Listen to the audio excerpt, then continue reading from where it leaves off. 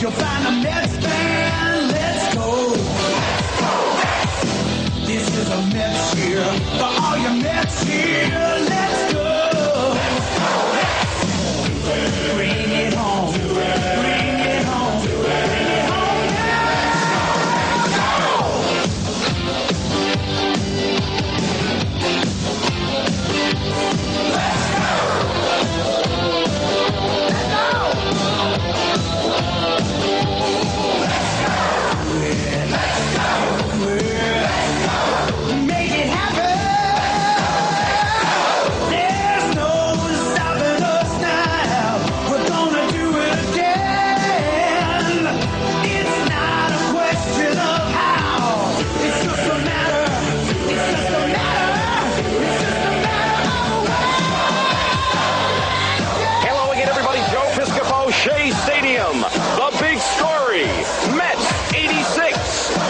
exciting, thrilling, awesome.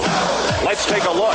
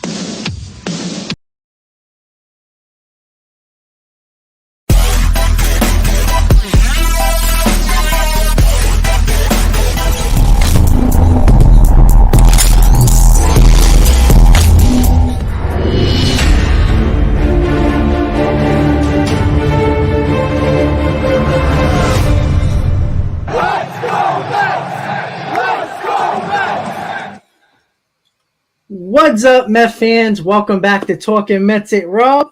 1 second. It's rather quiet in Atlanta right now, don't you think, guys? Well, guess what? Guess what? You know all the trolling the Brave fans have done? I don't see them at all on my comment section. I wonder why. Frontrunners. That's right. Also, Acuna, Strider, both went on the IRL. What they kept on talking about, Soroka's coming back. Oops, guess not. Well, guess what? Now, what do we call a fan base that doesn't show up when their team loses, only when their team wins? I'll give you guys 1 second to say it in the comments. Let me think. Hold on. Oh, that's right. Bandwagon fans. That's exactly what you are. Don't show up when you win only. Show up when you lose. Have a backbone.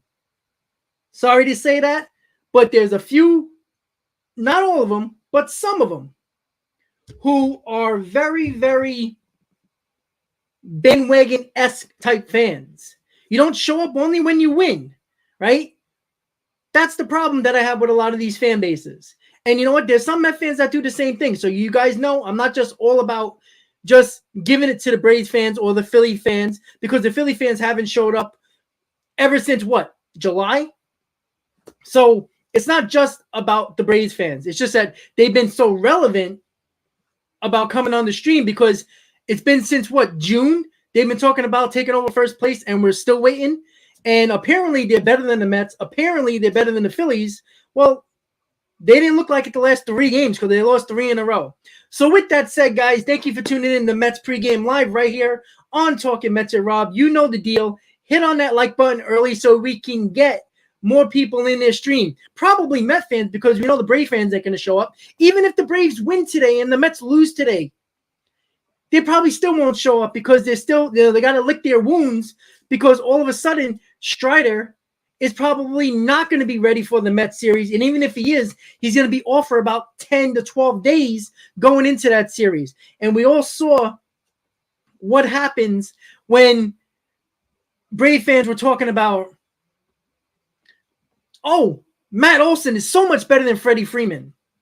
Now, I said this. Olson might, at the end of the day, have the numbers that is really not going to change much. But when you got a 250, 260 hitter in Olson and you have Freeman batting over 300, well, that 60-point difference in an average can mean everything to you winning a few more games during the year. That actually might hurt the Braves winning a division. And I kept on saying that what are they missing? They are missing a pure leader. Freeman was that leader, right? Acuna is not a leader. Acuna is a showman who has a flair for the dramatics, but you see when he's not the all-star player, because I think it's still the knee injury, which is, I said that it wasn't going to be the same when him coming back. And for everybody who kept on saying, oh, the Braves are the better team, they can't beat good teams. They can barely beat the Phillies.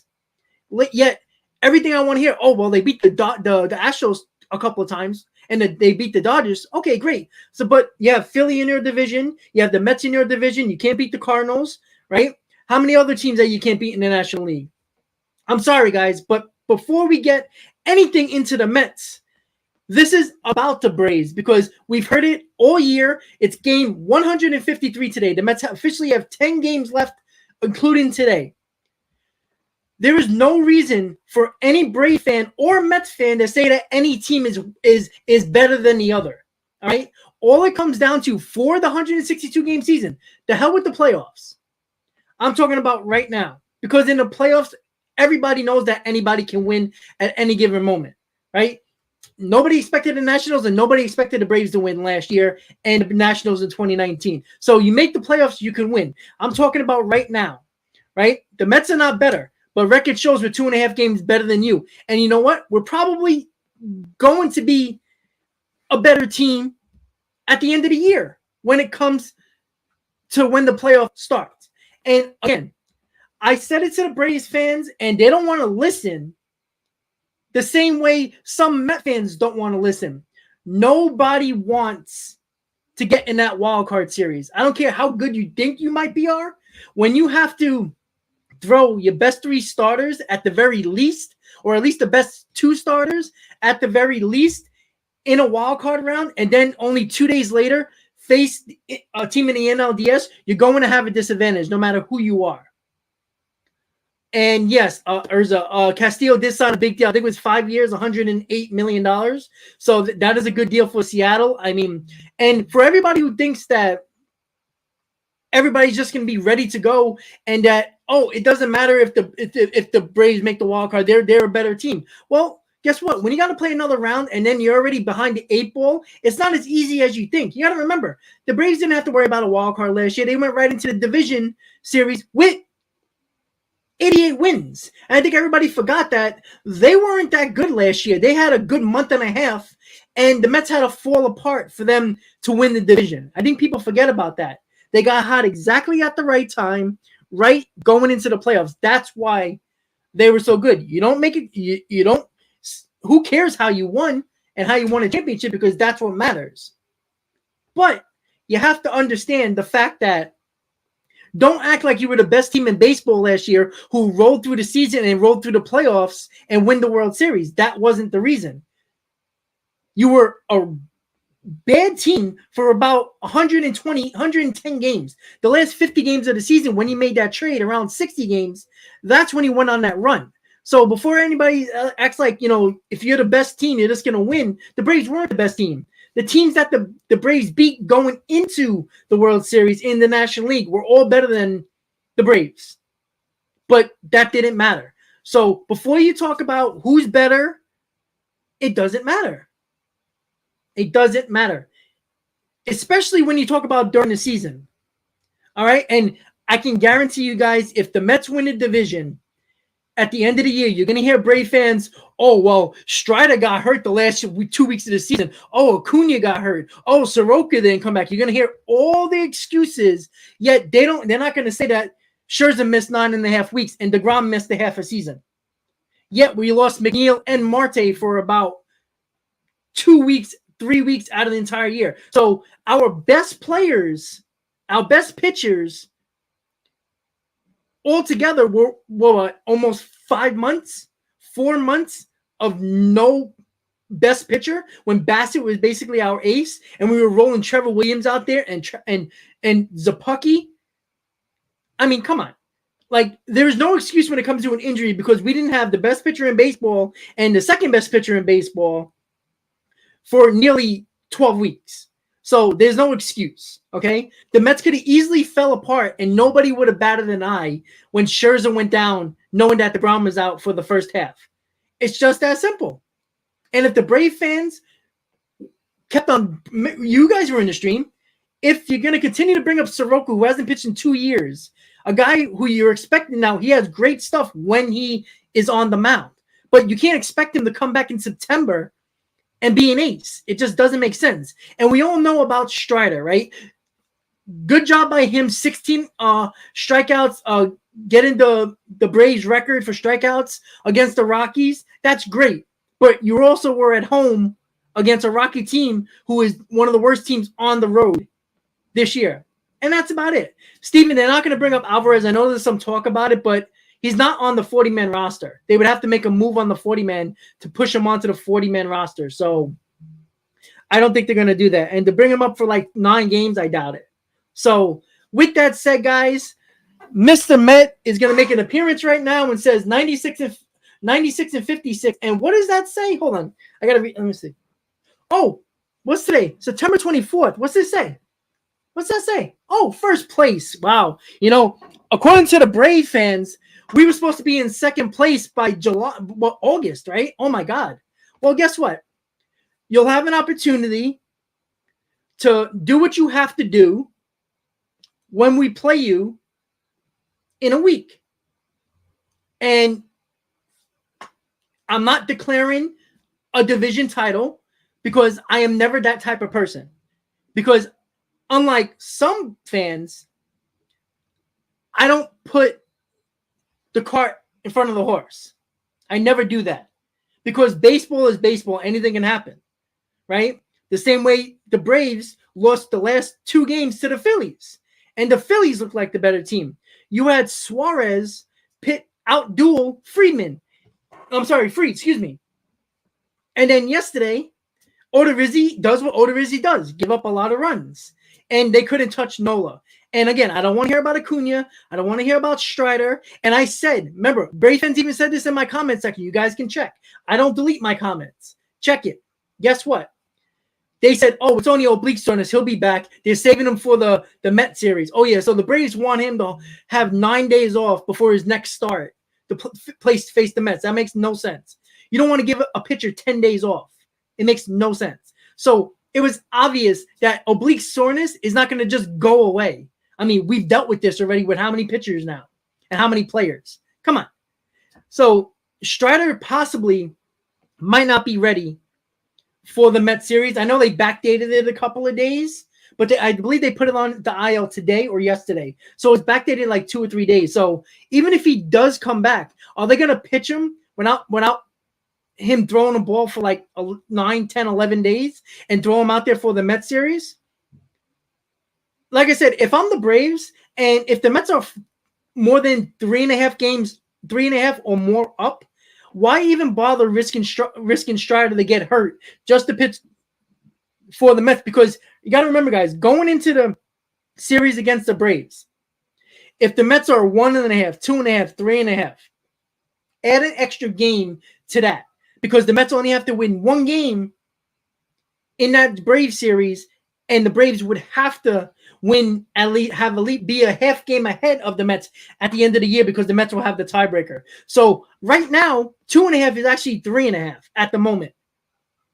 So it's the Braves had opportunities in Atlanta when they took 3 out of 4. They had that opportunity. When the Mets went on that West Coast trip, they had the opportunity. When the Mets came out of the All-Star break and they had to play the Yankees, and then it was that 5-game series against the Braves, they had their opportunity. How many more times are you going to have opportunities when they were playing the Nationals all those times, and they're still playing the Nationals more? They had opportunities, but every time they had the opportunity to finally surpass, they went on a 3-game losing streak. They did it with St. Louis. They did it with the West Coast series, and now they just did it with the 1 game against the Nationals and 2 games against Phillies. They had their opportunities, right? If they're a better team than what every fan says they are, then they should take care of business. And I said it in the beginning of the year, and I said it during the year. Matt Olson is a really good player, but he is not Freddie Freeman. There is a lack of leadership on that team. I think a bigger injury than Acuna, because you see the Braves won without Acuna, and I don't think that's just a coincidence, by the way. Ozzie Albies, I think, is a bigger loss than Ronald Acuna, because I think Ozzie Albies is that energetic guy who I think is he's not a great all-star type player. He's not the best, but he's very good. And he brings that energy in, and especially at the top of the lineup, that I actually like in a player. Him and Swanson, I think, are the heartbeat of that team. Now, when Freddie Freeman was on that team, he took care of everything else that was in between. When you don't have a leader on that team, we talked about that with the Mets last year. When you don't have a leader on that team that, is also going to stand up in front of the team and be like, hey, guys, we got to get it together over here. I know we got some injuries, but let's go. Olson's not doing that. He hasn't been a guy that's been in the thick of things. I mean, Oakland, does that really count? No. So it's just funny to me that when it comes down to what mattered to the Braves and why they went on that run last year, it was Swanson, yes. It was Rosario, yes. It was Soler, yes. But look who got all those clutch hits in the playoffs. Look who was that leader of the team, Freeman. When you don't have that turns into a problem. And on top of that, your rotation is not as good as all these Brave fans think they are. Fried is a great arm. Strider is a great arm. But where are you going when you're going to match up against even the Cardinals, for example? I honestly think the Braves probably have the 3rd best rotation in the National League. And then on top of that, they have to worry about, you see what good pitching does to the Braves. And I said this again and again and again. When the Braves don't hit home runs, they have problems scoring runs. They score runs in bulks. They don't win a lot of 1-run games. When they win, they demolish teams, right? Look at their wins this year. I went back. I didn't get the exact number, but I looked throughout their schedule how many 7-2 wins they had, 8-1 wins, 5-1 wins, 5-0 wins. They've beat a lot of teams, and you notice every time there's like 1 or 2 home runs in the ball game, and when they don't completely demolish the team, they have a hard time winning 1-run ball games. They have a hard time beating good teams, because what do good teams have? Good pitching. And when good pitching, 9 out of 10 times stops good hitting. And even in the playoffs last year, they didn't play a lot of low-scoring games. When they did, they didn't win them. They won games that were high scoring because they out-hit their opponent. That's great. But when you got a team that is going to pitch well and has aces, like I said, Chris Bassett will be a number 2 on probably almost every team in baseball, and some a number 1. So it's hard to think that the Braves, and if you look at their record, they're approaching 10 games under 500 against teams over 500, playoff caliber teams. They're 10 games over 500. I think it was 9 games, and I think yesterday, because they lost to the Phillies again, was 10 games. So before we go crazy and before we think that the Braves are just going to roll over everybody, be careful what you wish for, right? I'm not sitting here being cocky as a Mets fan. I never been. This is game 153. I'm not cocky as a Mets fan, right? I critique my team just as much as anybody, even non-Mets fans. I get yelled at from Mets fans that I'm too negative or criticize players that shouldn't be criticized that much. So, if you want to go to another stream and listen to 100% positivity, then do so. But I keep it real with all the teams, and I think I'm completely fair. That's why 1,000 of my almost 3,600 subscribers are fans of other teams. Because they know deep down, even though they like to troll the channel, know that I'm fair when it comes to other teams. Because if I can't critique my team, what gives me the right to critique the Braves, the Phillies, the Dodgers, the Yankees? I don't do that.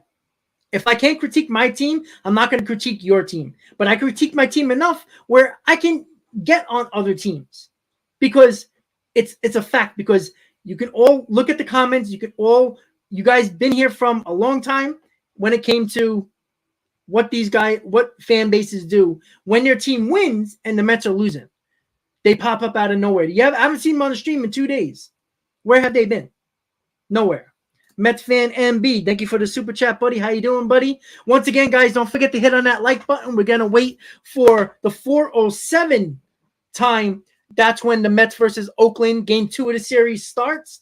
Jacob deGrom is on the mound. We're going to go through the lineup. We're going to go through the pitching matchup, but I wanted to get that off my chest because I gave numerous opportunities to Braves fans, and I said it to them when we were losing. We were just about to get swept by the Cubs in that game, the 3rd game of the series. I said to them, they were all over the stream. There was at least 7 of them.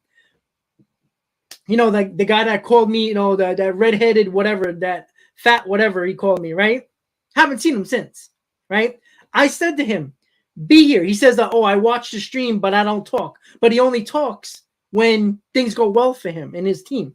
So here I go once again. I said this to them, and a lot of you were on that stream. I said, if the Mets start winning and the Braves start losing, come on the stream. Be predictable. How about being non-predictable, right? Be consistent. Come on, take a beating, right? I have no problem with you guys coming on the stream when the Mets are losing and the Braves are winning, and you're going to give me crap. That's fine. I appreciate the back and forth. But if you only come on when you guys win and the Mets lose, how can I take you seriously? Remember, you're on my channel. You're giving me views. You don't have to. There's enough Brave channels to go on and cry like babies. I'm one who doesn't go on another channel and troll. If I do go on another channel, like I go on Valhalla's channel, he's a Dodger fan, I don't troll on his channel. I say, hey, what up, Valhalla? How you doing? Hope I see you guys in the playoffs. That's all I say. And then we had a back and forth the other day, which was a good conversation. I could do that on Braves channels, but they won't have a normal conversation. There's 1 or 2 Brave fans that come on here that are good, that have a conversation, say, hey, I know the Mets are good, but I think my Braves are going to win the division. That's a good comment. You support your team. You have confidence in your team, but you can bash my team. Don't get personal, because I can do the same thing. And it's very simple. Be consistent. I'm very consistent. I critique my team every single day. We were just on a 6-game winning streak, and I still critique certain players because as a fan, you have to think of you have to look at everything. You have to think of everything as a fan. You can't just look at oh, wow, they won 10 in a row. Oh, great. There's always something to critique with a team, even if they are the best team in baseball.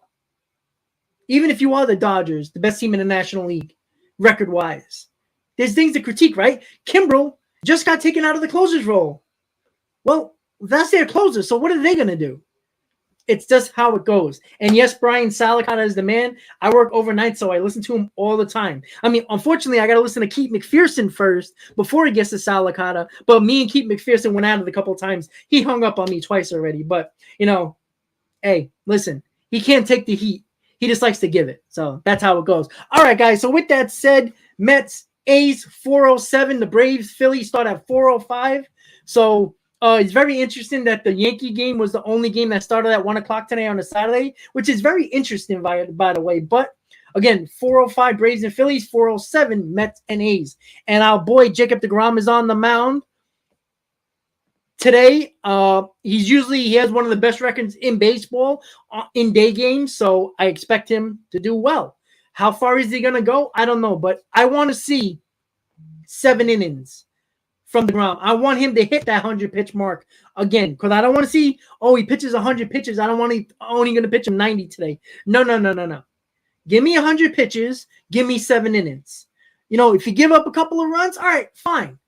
But I want to see domination. I want to see the guy that I know that I can put him in a playoff game and say, you're going to give me 7 innings and 100 pitches. You're going to be a bulldog. Very simple. I appreciate what deGrom did in 2015, but I want to see it.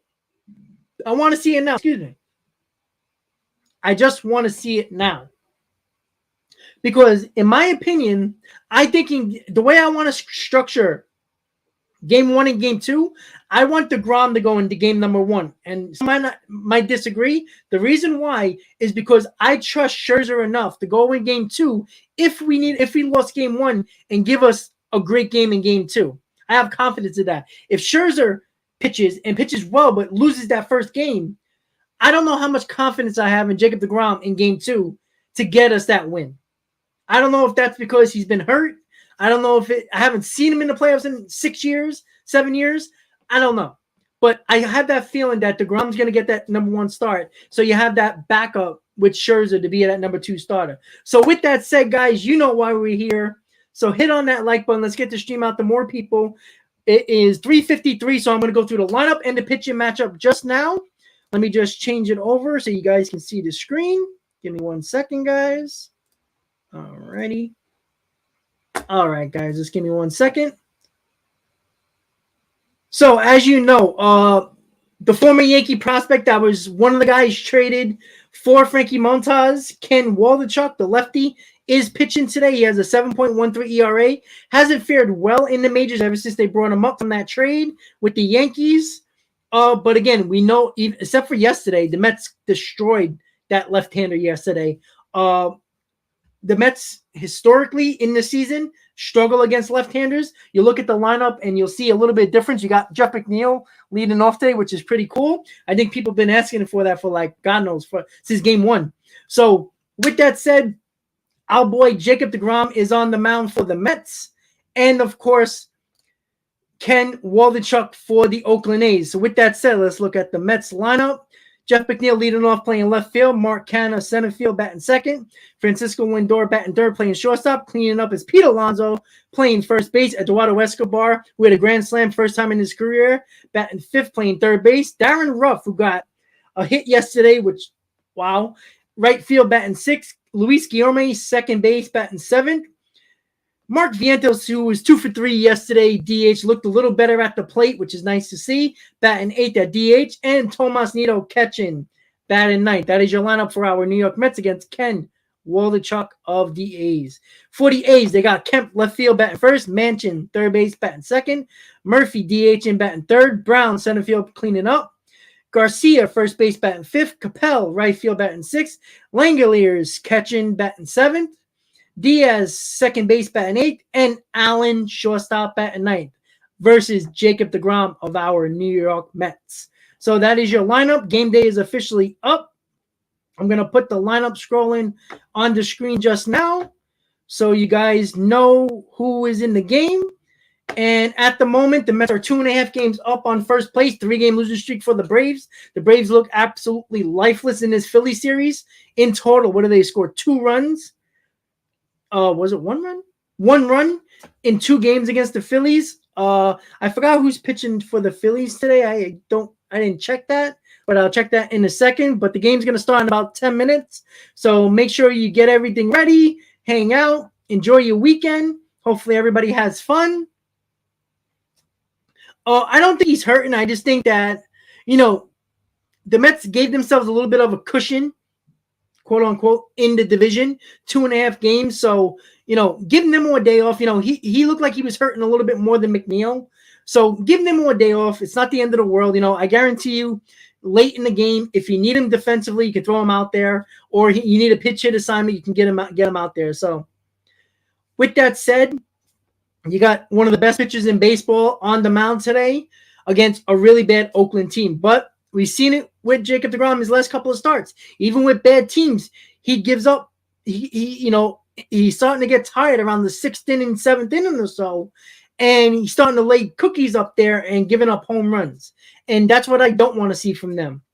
But you know what? Give them a day off. You know what? If there's a guy, listen, I'd like to see Lindor off for one day or Alonso, but I've expected that for the last 70 games, so it's not happening. But you know what? Guys like Nimmo, who's a little banged up, you're going to need that guy for the playoffs, right? So, division or wild card, you're going to need Nimmo in that playoffs series. So let's see what the Mets can do. The 7-line army is in attendance today. I think it's a little less than 1,000. It's about 980, I think it is. So, technically 1,000. 1,000 7-line crazies out there today in orange. I'm not sure what side they're sitting on. I think they're on the Mets side of the field, I believe. So that'll be fun. You're going to hear a lot of Met fans there. There was a lot last night there. A lot of them showed up there yesterday. So, like I said, guys, the Mets, 10 games left, including today, 2.5 game lead. The division is in their hands. Only the Mets can lose it. The Braves can't take it from you if you don't lose. And I expect the Mets to do their job. Everybody thought the Mets are going to fall apart after they lost to the Cubs. Like, oh, here it comes. And they found a way to come right back. Ken, I would hope so. I'm thinking right now, the 2.5 game lead. And, they're showing Gary and Ron. Let's give a little bit of a shout out and prayer to Keith Hernandez, who decided to trip on a New York City curb and tear his tendon in his shoulder. So he's done for the year in the booth, which sucks. But, that's Keith Hernandez for you, right? Always a go-harder. So, with that said, guys, the Mets have the division in their hands. Do it, do it, do it. All right? There ain't no June swoon. It's nearly, you can't even call, even if the Mets don't win the division, a collapse in September, because that's not the case, even if they lose the division. Because me and Joe, everybody knows Joe, and the Lockout Joe, we were talking the other day. If the Mets go 500, say 5-5, right? That is 101 wins. The Braves are at 94 wins?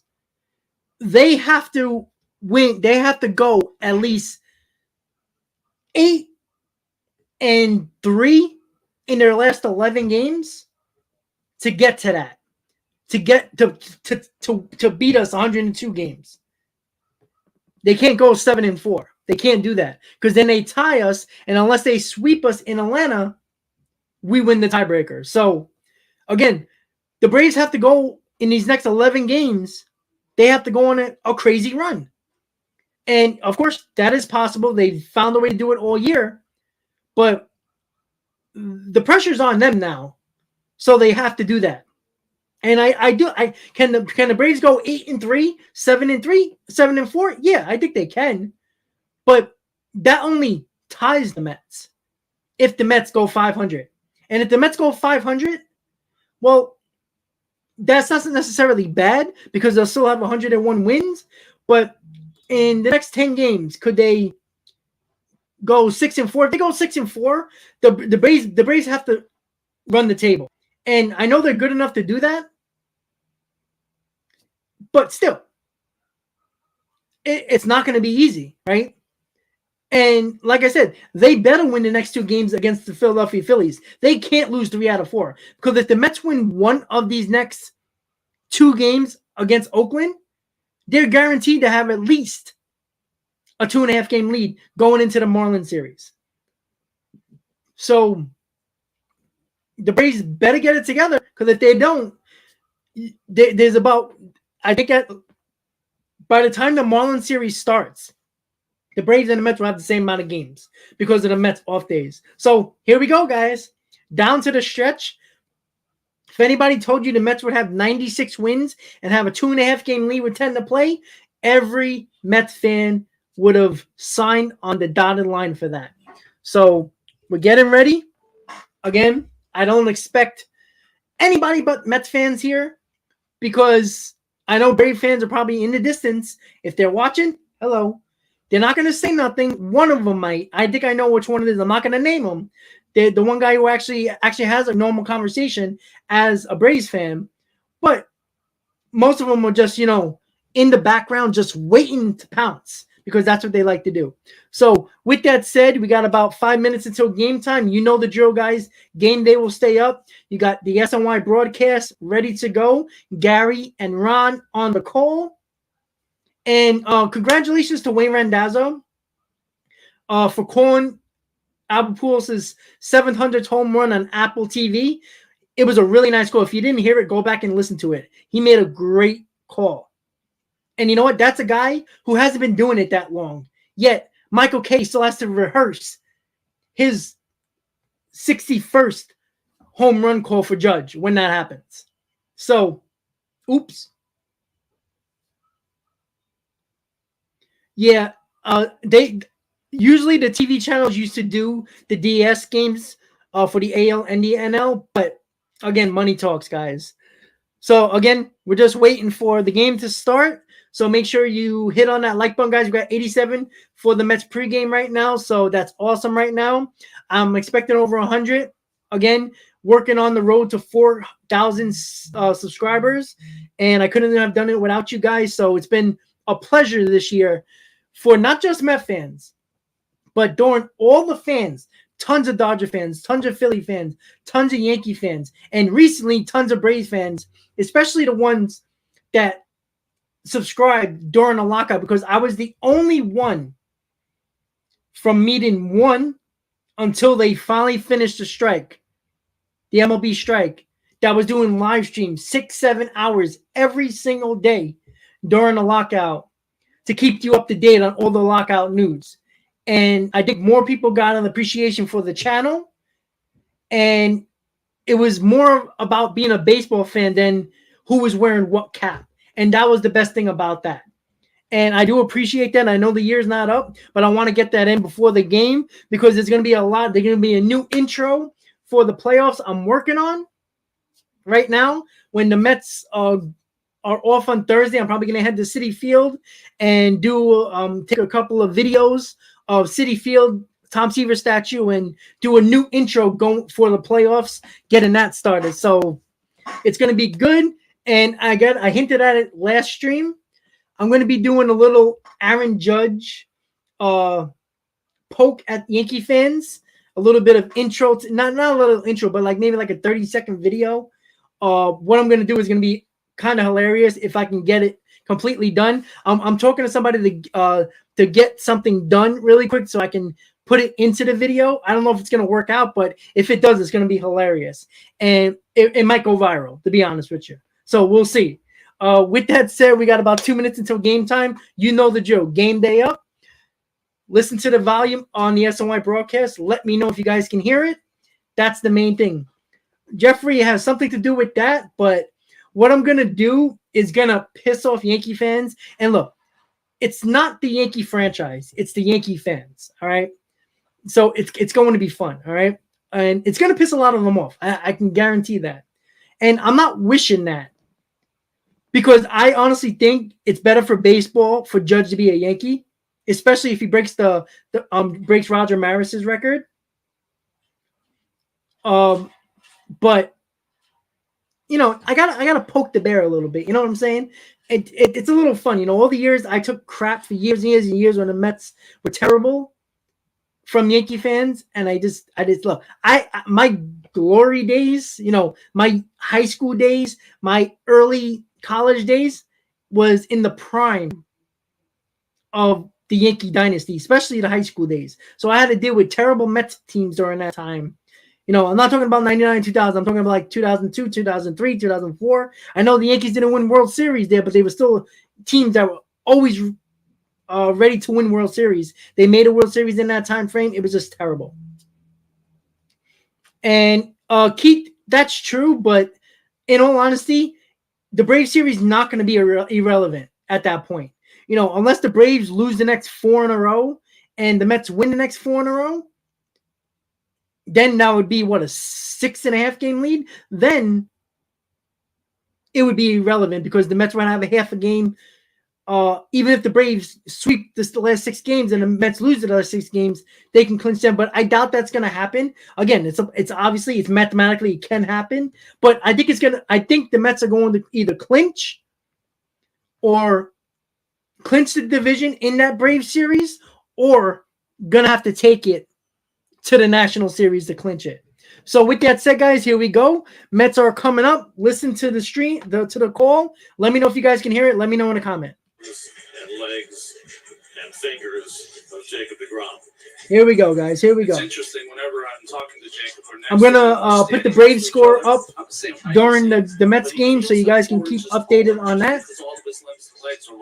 Just so you know, if you're looking at game day right now, it's the second one on the top left that says warm up right now. Atlanta and Philly. That they should have started already, but that's where it is right now, guys. All right, sounds good. I love it. I love it. I love it. Jake, though, he hasn't faced most of these guys before. All right, guys. All right. Look on them. Here's a Geico Mets starting lineup.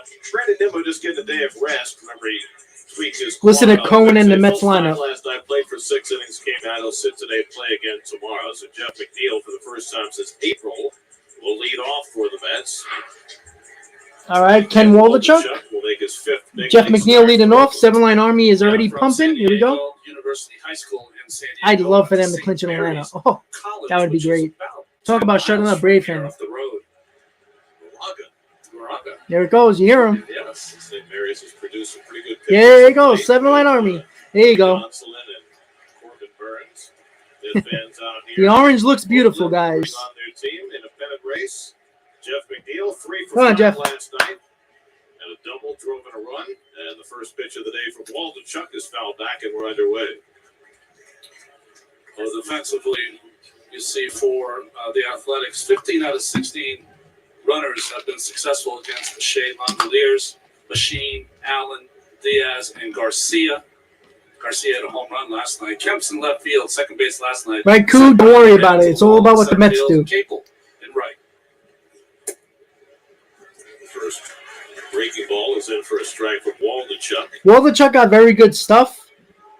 He's a little bit wild at times. That's why he gets hurt a lot, and that's why his ERA is over 7. Lefties. Only player in Mets history. It was a higher lifetime average lefty on lefty. It's John Olrud. It's good company. Ground ball. This is going to be stay fair. And Langoliers will watch it go. Hey, Ryan, what's up? Yep, 7-line is up there. It's a little under 1,000 people there with the orange on, so there's not a lot of fans there. Waldichuk and Langoliers. 2 rookies working together. So somebody I know got me on their big screen. That's kind of cool. Well, this is what you have. You know, these are all the players that. All right, Jeff, let's go. The lineups that they get from all these great players that they trade away. By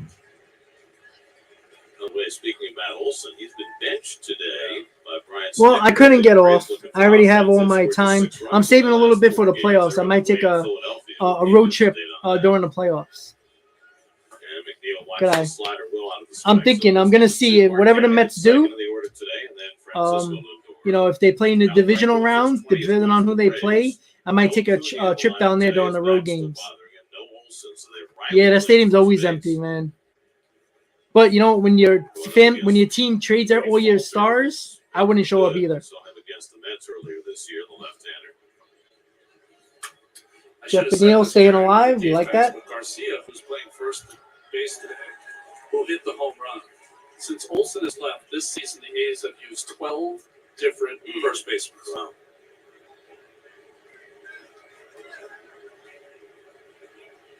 Sometimes a hole is larger than you expect it to be.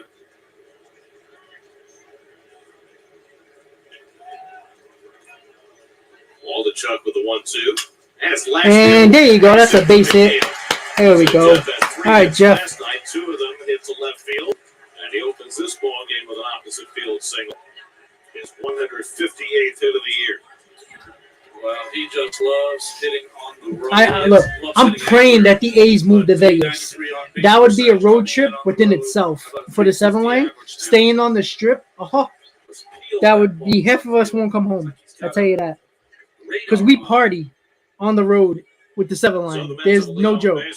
It's crazy. All right, here we go. Lead off hit. Got to get him going too early. Has now reached base safely in 17 straight games.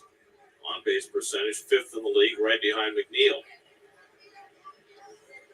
And he takes first pitch breaking ball for a strike, 0-1. Waldichuk had a pretty good first start against Washington, allowed just 1 run, but he's been hit pretty hard his last 3. Got knocked out in the 3rd inning in Houston his last time out, gave up 5 runs.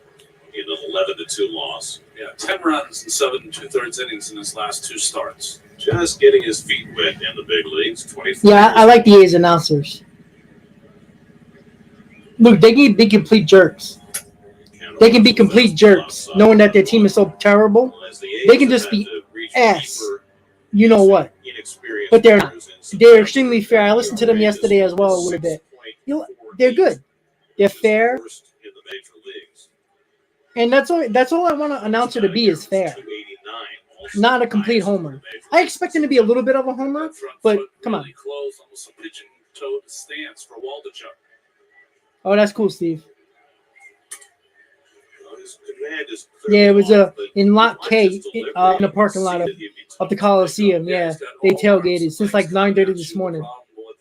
Yeah, like I said, I had tickets to Oakland with the 7 line, but I took back my vacation only because of the fact that I want to save a little bit of my vacation so I can go on one of the road trips for the playoffs for the Mets. Most likely the division series, wherever they play on the road. Come on, Mark. 9 pitches for Waldichuk right now. Well, if you don't throw strikes to this ball club, I agree, Christian. Look, I think Oakland's a lost cause only because the way the Oakland mayor and the governor of California are, they're not giving no more public money to these stadiums. It's not happening. 5 hits in the 2nd inning, score 3 runs, and then put the game away in the 5th. Come on, Mark. Trying to get off to another fast start. And no. Come on, Blue. Angel Hernandez behind the plate, by the way. Well, I wouldn't be staying in Oakland right wing. I would be staying in San Francisco. So, that's not much better, but there's more things to do in San Francisco, obviously. All right, 2-2 count to Canna. 10 pitches for Waldichuk. McNeil with a leadoff hit. Top of the 1st. Seems like Angel's been on a different crew every time we've seen him this year. James Boy is the crew chief of this unit. He's at first base. The Giants will never allow them to move over there.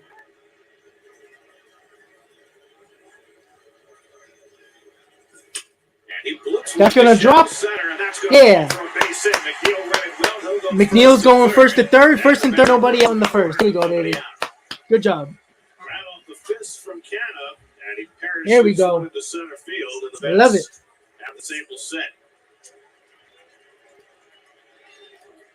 Well, not a bad pitch. Inside, in on the hands on Canna. He always has a different approach. With 2 strikes, pulls those hands in. Kind of unfortunate hit here that it drops in, but a great read by Jeff McNeil. He knew right away as he saw the shortstop's map to it that it was going to drop in. First to third, something the Mets have done great all season long. There we go. So here's Lindor. All right, Frankie, let's go. 99 RBIs for the year. Chance to become the second Met this year to get to 100 and get there for the first time in his career. Infield back looking for the double play. And Lindor, Oh, easy there, Frankie. Easy there. Slider, 0-1. Francisco has hit in 9 straight games. He went 1 for 5 last night. Just chip away. Base it here, base it there. 270, 25 home runs, 99 RBIs. Another year that Frankie Lindor follows the back of his baseball Last card. game of that series on Thursday.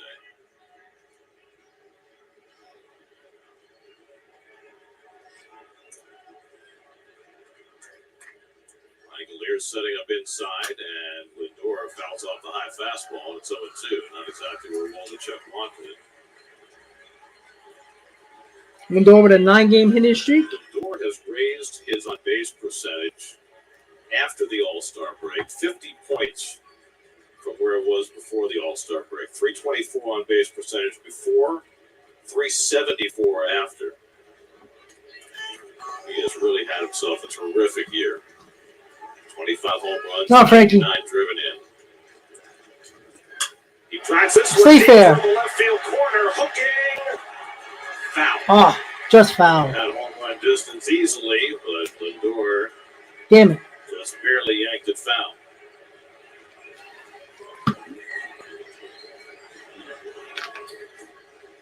Well, the young Waldichuk just About escaped 5 on feet this left one. to the foul pole. That pitch, 0-2. Lindor almost made him. Braves and Phillies going bottom of the first, no score. Picnic benches. McNeil's trying some body English. Cora as well. Yeah, Cora, they're like a synchronized swimming team. Come on, Frankie, let's go. Straighten it out. 0-2 to Lindor with Alonso on deck. This ball outside. You know, speaking of Tampa, I wouldn't be surprised. Nashville's been really trying to get a baseball team. That would be a great city to go to. That's a great sports town. Ever go to a Nashville Predator game? It's insane. But I think the A's should move to Vegas and Tampa should move to Nashville. Probably come back with a breaking pitch. Good time. Vegas supports their teams very well. If it's in the dirt, young catcher, young 15 pitcher. pitches for Waldichuk in the first. No outs. First and third for the Mets.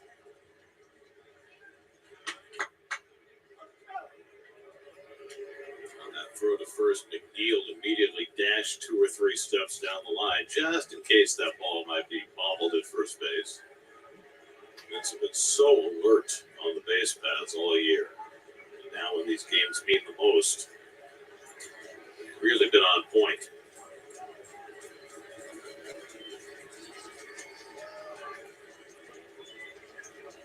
One, two coming. All right, Frankie, stay alive here. Fastball from Waldichuk, and that seems to be where he lives. When he was in college, Right, they'll find a place, he was trust me. two-seamer guy. He was a sinker ball. Nashville's growing But as a pro, rather quickly. I think they have spots, changed trust me. him Even to if it's a little four-seam outside fastball guy, of and that has downtown, been his they'll bread find a and butter. spot. It's the whole drive line thing. They want to maximize your velocity. You know, people thought they couldn't support a hockey team, and they did. Throw up in the zone. He topped out at 98 miles an hour this year with his fastball. Average velocity so far in the big leagues, a little under 94 and a half. Sixth pitch of the at-bat coming to Lindor. And Francisco hits one in the air to left. All right. Tagging at third is McNeil. Kemp makes the catch. Here comes McNeil. Kemp's throw. All right, there we go. There you go. Productive out right there. 1-0 Mets. There we go. That's what I'm talking about. Good job. Good job.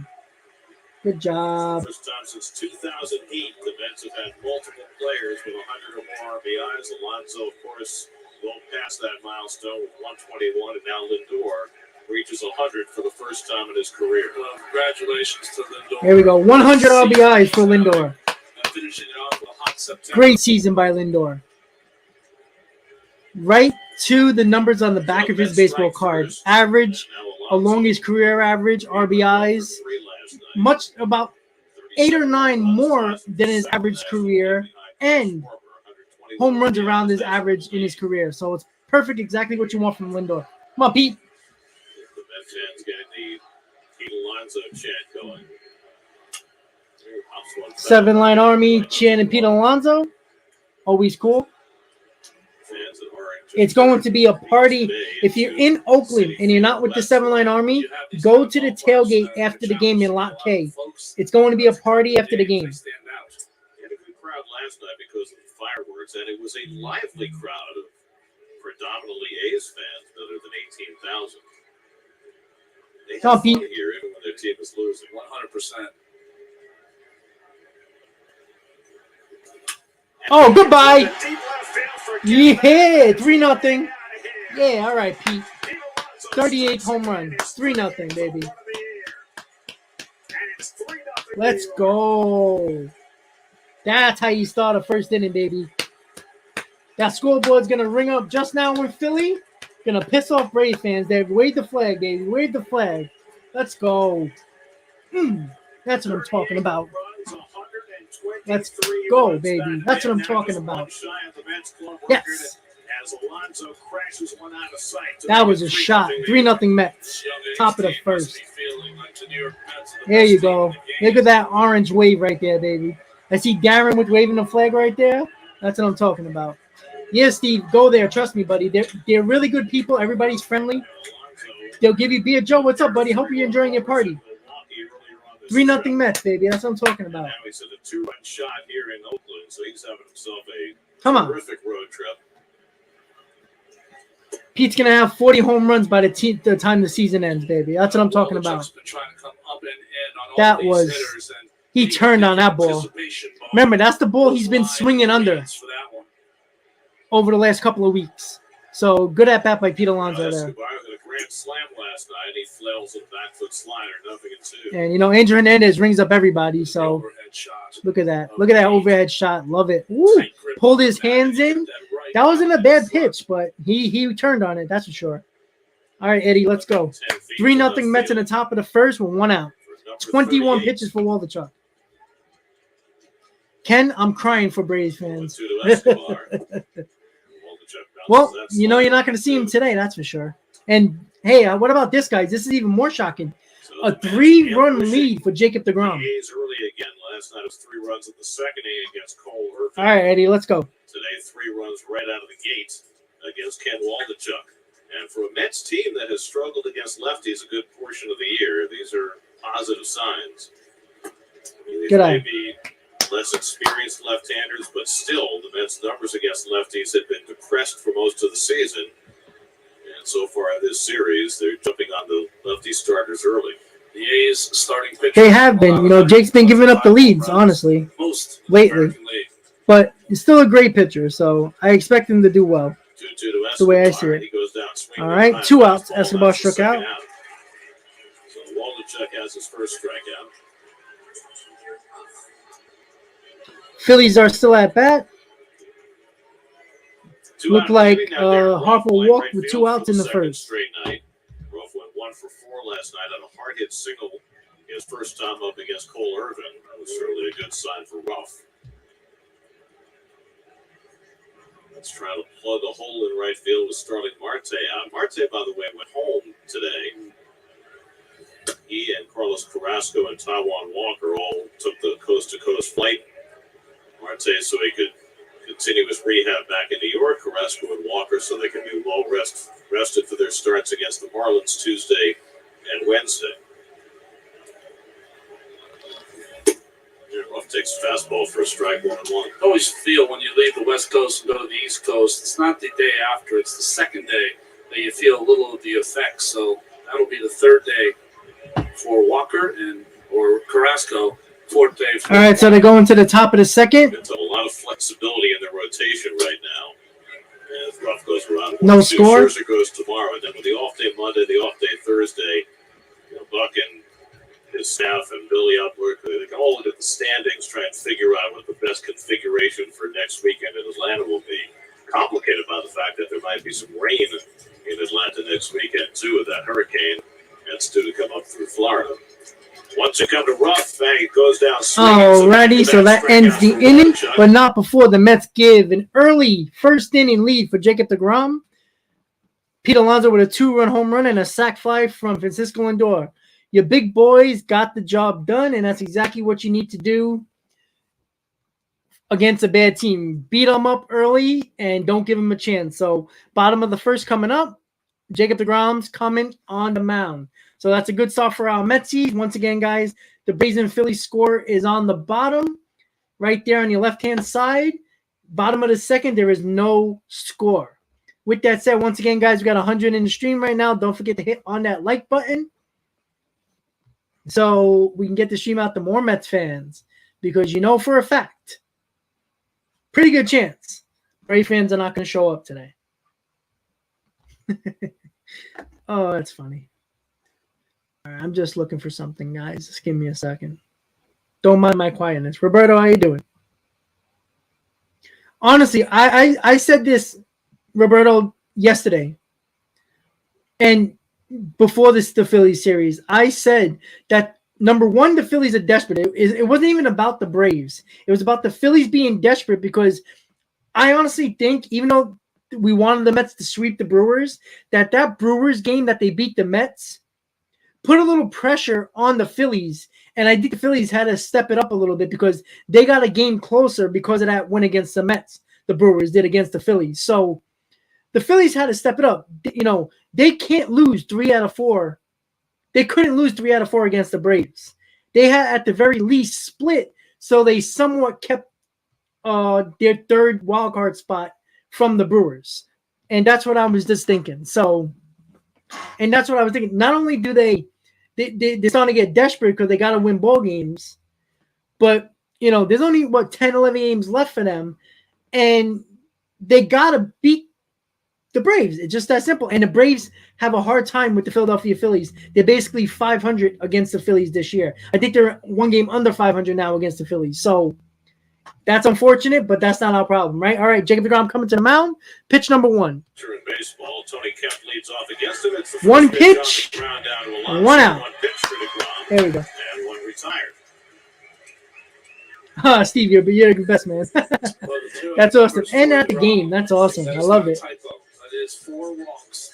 I feel like Howie and Wayne, you guys are listening to me on the radio.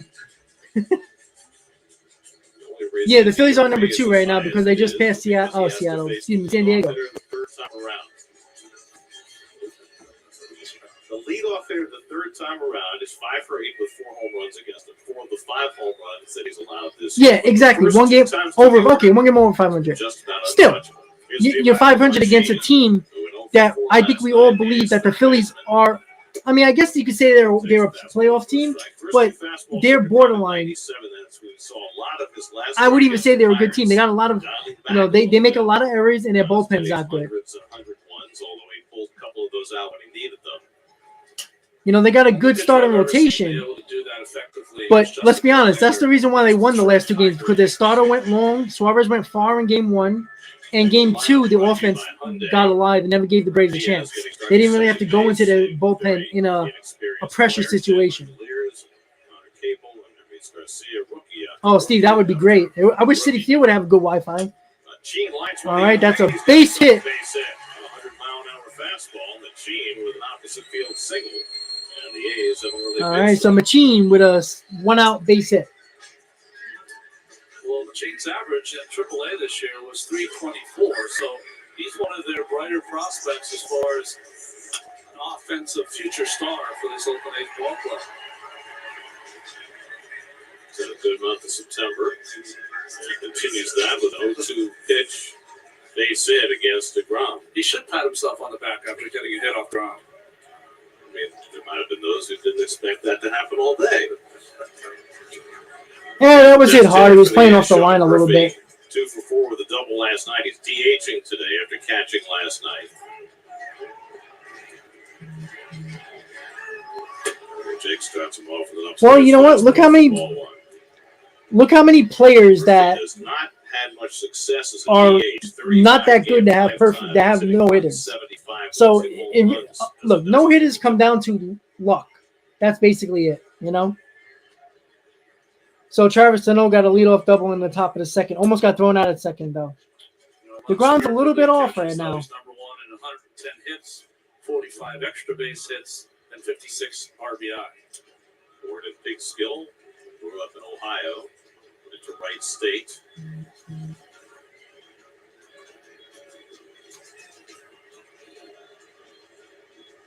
Rob trying to get settled in. Behind on Murphy 2-0 with Seth Brown on deck. And he throws the fastball away, and now it's 3-0. 3-0. Angel Hernandez. See him shaking his head. Little tell you, sneaking, not really giving the corner as you much. should be ready to hit on 3-0. It's DeGrom. Might be the only good pitch you get. He's walked 4 batters over his first 9 starts. And there's a strike. A near 99-mile-an-hour fastball, 3-1.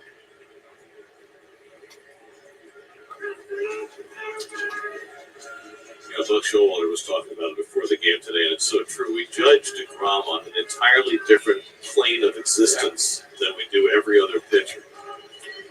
Come on, Jake, let's go. Parsing any nuance that's less than perfection. And where is that pitch? With a slider on 3-1, and there's the 5th walk of the season for DeGrom. I don't know about that. And the A's have That was close. Well, Roberto, I don't see why at this point. I don't think they put him on the 40-man in time for the playoffs, so that might be an issue. Alexis defense in the outfield. Mark Canner's playing center field. First 164 times it was an A's uniform. 7th time for the Mets this year. So now Seth Brown, leading home run hitter for the A's, bats as the tying run at the bottom of the first. Brown 1 for 2, drove a run last night. So the A's. Come on, Jake, let's go. Threat against DeGrom. Machine at second and Murphy at first with 1 out. First pitch slider, swing and miss, 0-1. Jake has not exactly been a double play generator, but he hasn't had many base runners to generate double plays. That, and he also has swing and miss stuff. So 1 ground ball double play turned behind him in 9 starts this year. Well, Angel Hernandez always likes to make a game interesting, so Brown just never know. 3 home runs on the year. And that slider misses low and in. It's 1-1.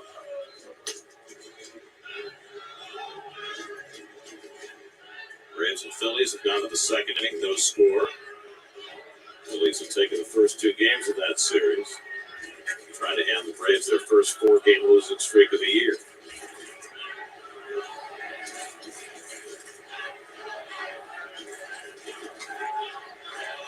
One coming. Just low. Misses low away, 2-1.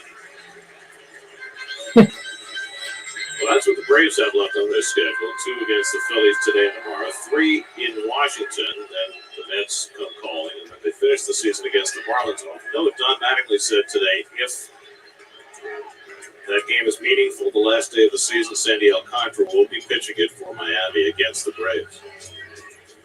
Inside, ball 3. DeGrom's a little bit wild there.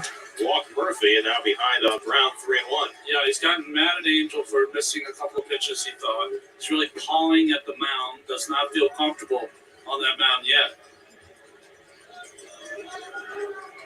So as he tries to figure it out, he's facing a dangerous hitter in a dangerous count. 3-1 coming to Brown, and he rips one foul. He got a slider to hit. And that was a slider to hit there. That wasn't a good Just pitch. barely missed an extra base hit. It's a break for DeGrom and the Mets right there. RSW, I'll be there on Tuesday.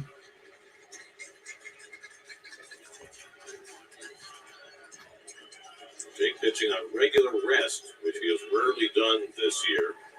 Pitched Monday and now 14 pitches for Saturday, DeGrom 101 in the pitches first on inning with Monday. 1 out. First and second for the Trying to A's. find his rhythm early in this game. 3-2 to Brown with 2 men on.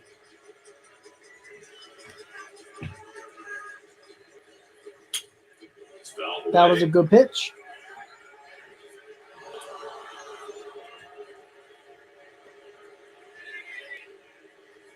$105 Venden. Okay, cool. I'll definitely come over to you. Brown has struck out 135 times this year. Come on, Jake. Machine at second, Murphy at first with 1 out. Ball that's 4, inside bases the ball, loaded. ball 4, and DeGrom has walked back-to-back hitters to load the All right, bases. well, getting interesting. So DeGrom, who had walked only 4 batters over his first 9 starts, walks 2 in a row. I wonder if Jeremy Hefner is thinking about coming out, something that he probably never banked on in the first inning with DeGrom. The Braves went ahead 1-0 on a base hit by Will Harris. DeGrom in trouble early. Having trouble throwing strikes. Squeezed on a couple of calls, but he's missed badly with a few as well. And now Jeremy Garcia, who hit a long home run last night against Chris Bassett. All right. DeGrom, 16 pitches, bases loaded with 1 out. 3-0 lead for the Mets. Bottom 1. For the second one. Bases loaded, 1 out. And Garcia goes Nice slider. That was the best one he's thrown in this game. Remember the home run, his first at the Coliseum last night was on a first pitch fastball by Canna. DeGrom counters with a slider. Garcia, longtime Yankee prospect, hit his 5th home run last night in 82 at-bats. I said Canna. That would be Bassett. Go through the pitch. All right, Jake, let's go.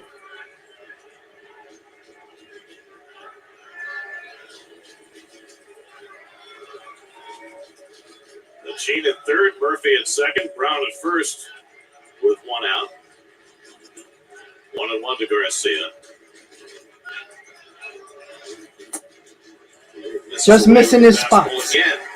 Jason, salute. Which normally DeGrom is able to dot at will, has been elusive. Just watching Jake in the bullpen here. It's one of the only fields where he can watch the pitcher from behind as he's warming up. He didn't miss a pitch for 15 minutes. Now it's 2-1 to Garcia. Connor Capel on deck. And Garcia drives one to left. Steadying his McNeil. Oh, McNeil fell down. It goes to the wall. Uh-oh, that's not 2 good. runs will score. And they'll stop Brown at third. That was hit hard. McNeil misjudged it, misplayed it, and then lost his footing. It's a Jacob DeGrom is yelling at Hernandez. To cut the Mets lead to 3-2. All right, that was a double. That ball in center field right at you. Sometimes it's the Yeah, hardest he one slipped. to judge. For McNeil, what happened is that he judged it wrong, and then he started the scramble. If he would have stayed on his feet, he might have would have got it. Just Got tumbled that. over. Let's this ball beat him. So 3-2 Mets, second and third, 1 out for the A's.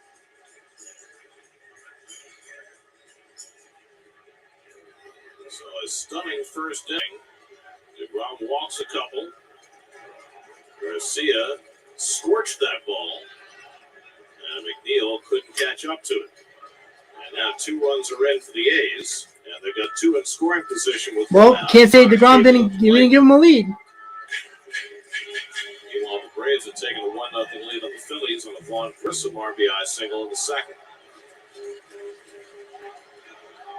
And so the infield back, they'll concede the tying run to try and get out.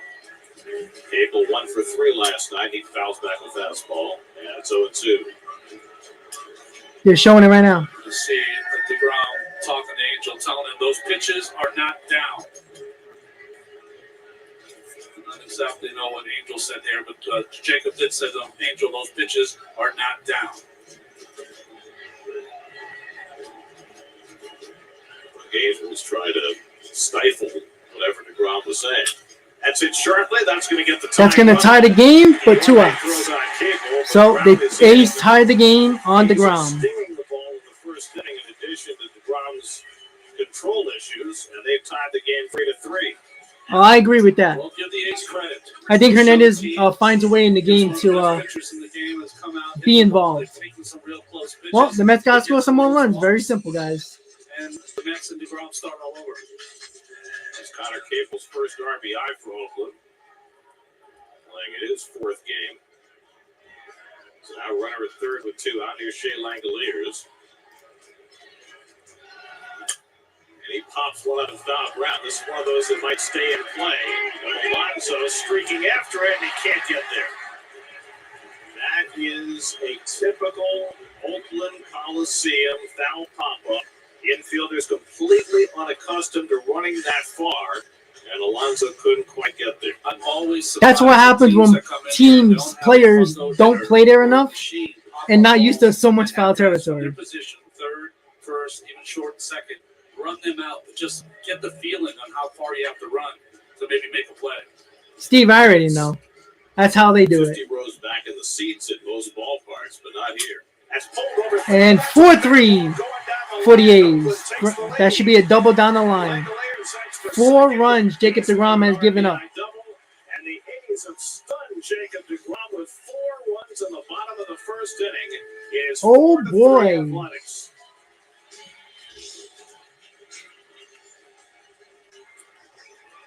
You could not have even imagined this kind of a first inning.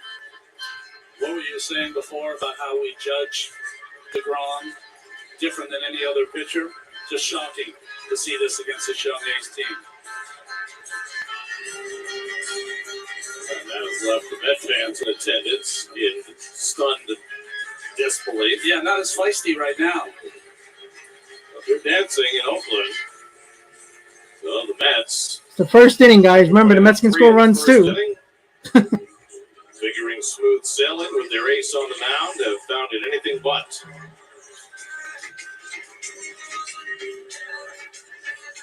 Well, I don't know what advice I can give deGrom. He's not hitting his spots. Walked a couple, hasn't struck out anybody. The A's are getting good swings and hitting the ball hard. Here's the number 8 hitter, Jordan Diaz. I agree, Ken. 13 big league at bats. And he hits it sharply toward the hole. Lindor makes sure to keep it on the infield. That keeps a run from scoring. All right. That kept the run from scoring. Diaz. Lindor did exactly what he needed to do to make sure that Langoliers couldn't score. 26 pitches in the first inning for Jake. But the inning just keeps on rolling. Just jumped all over this first pitch. The Jordan Diaz. Well, clearly the A's have a plan there for sure. Now in the major leagues. Wonderful play by Lindor. They're going after the fastballs, which you got to do against. Give your pitcher another chance to get out of the inning. Jimmy, we did not lose a game. The first inning. 4-game stretch 5 years ago. 2017. That was the last time. Here's Nick Alman, the late hitting shortstop, hitting 9th in the order, and he swings and misses a slider, nothing long.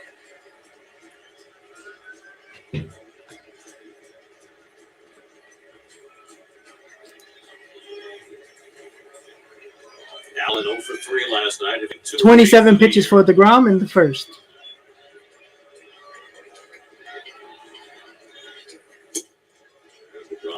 With the slider, 1-1. Well, Gary, the location has been off just like that slider off the plate, missed by a foot. And here a slider right in the middle of the plate to Garcia. Big home run hitter, home run hitting prospect. Well, he already did, Ethan.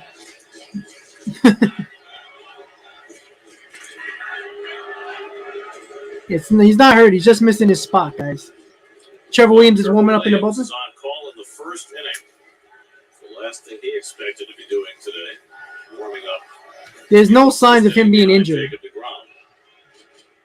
coming, and Allen takes a borderline. Oh, now we give them a bad call.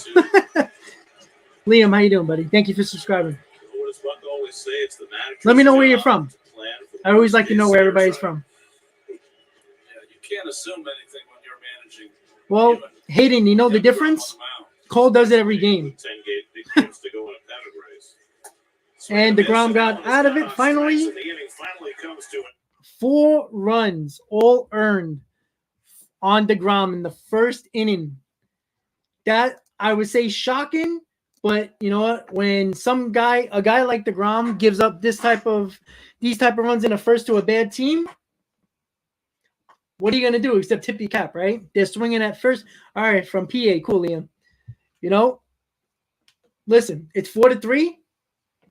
deGrom basically picks up this team all the time. They got to pick him up today. It's very simple, right? The Mets can clearly score runs today. They got to do it. Very simple. I don't think Jacob deGrom's coming out of this game. I'm telling you that right now. Well, Jason, he never touched it. So that's not an error. And it was a hard hit ball that even if he backtracked, it's a possibility that it's a 50-50 ball anyway. Well, the A's shouldn't play scared. Like, they didn't play scared against the Astros. They don't play scared against the Yankees. They beat those teams. So, you know, this is not a team that,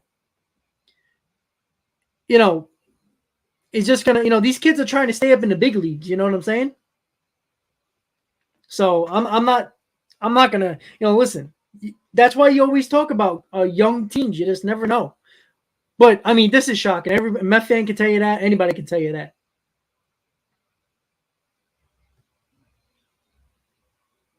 It's still the bottom of the second. 1-0 Braves. 2 outs in the second for the Phillies. So if you're just tuning in, the Mets went to a top of the first lead. 3-0. And then the A's came right back in the bottom of the first against Jacob deGrom. 4-3.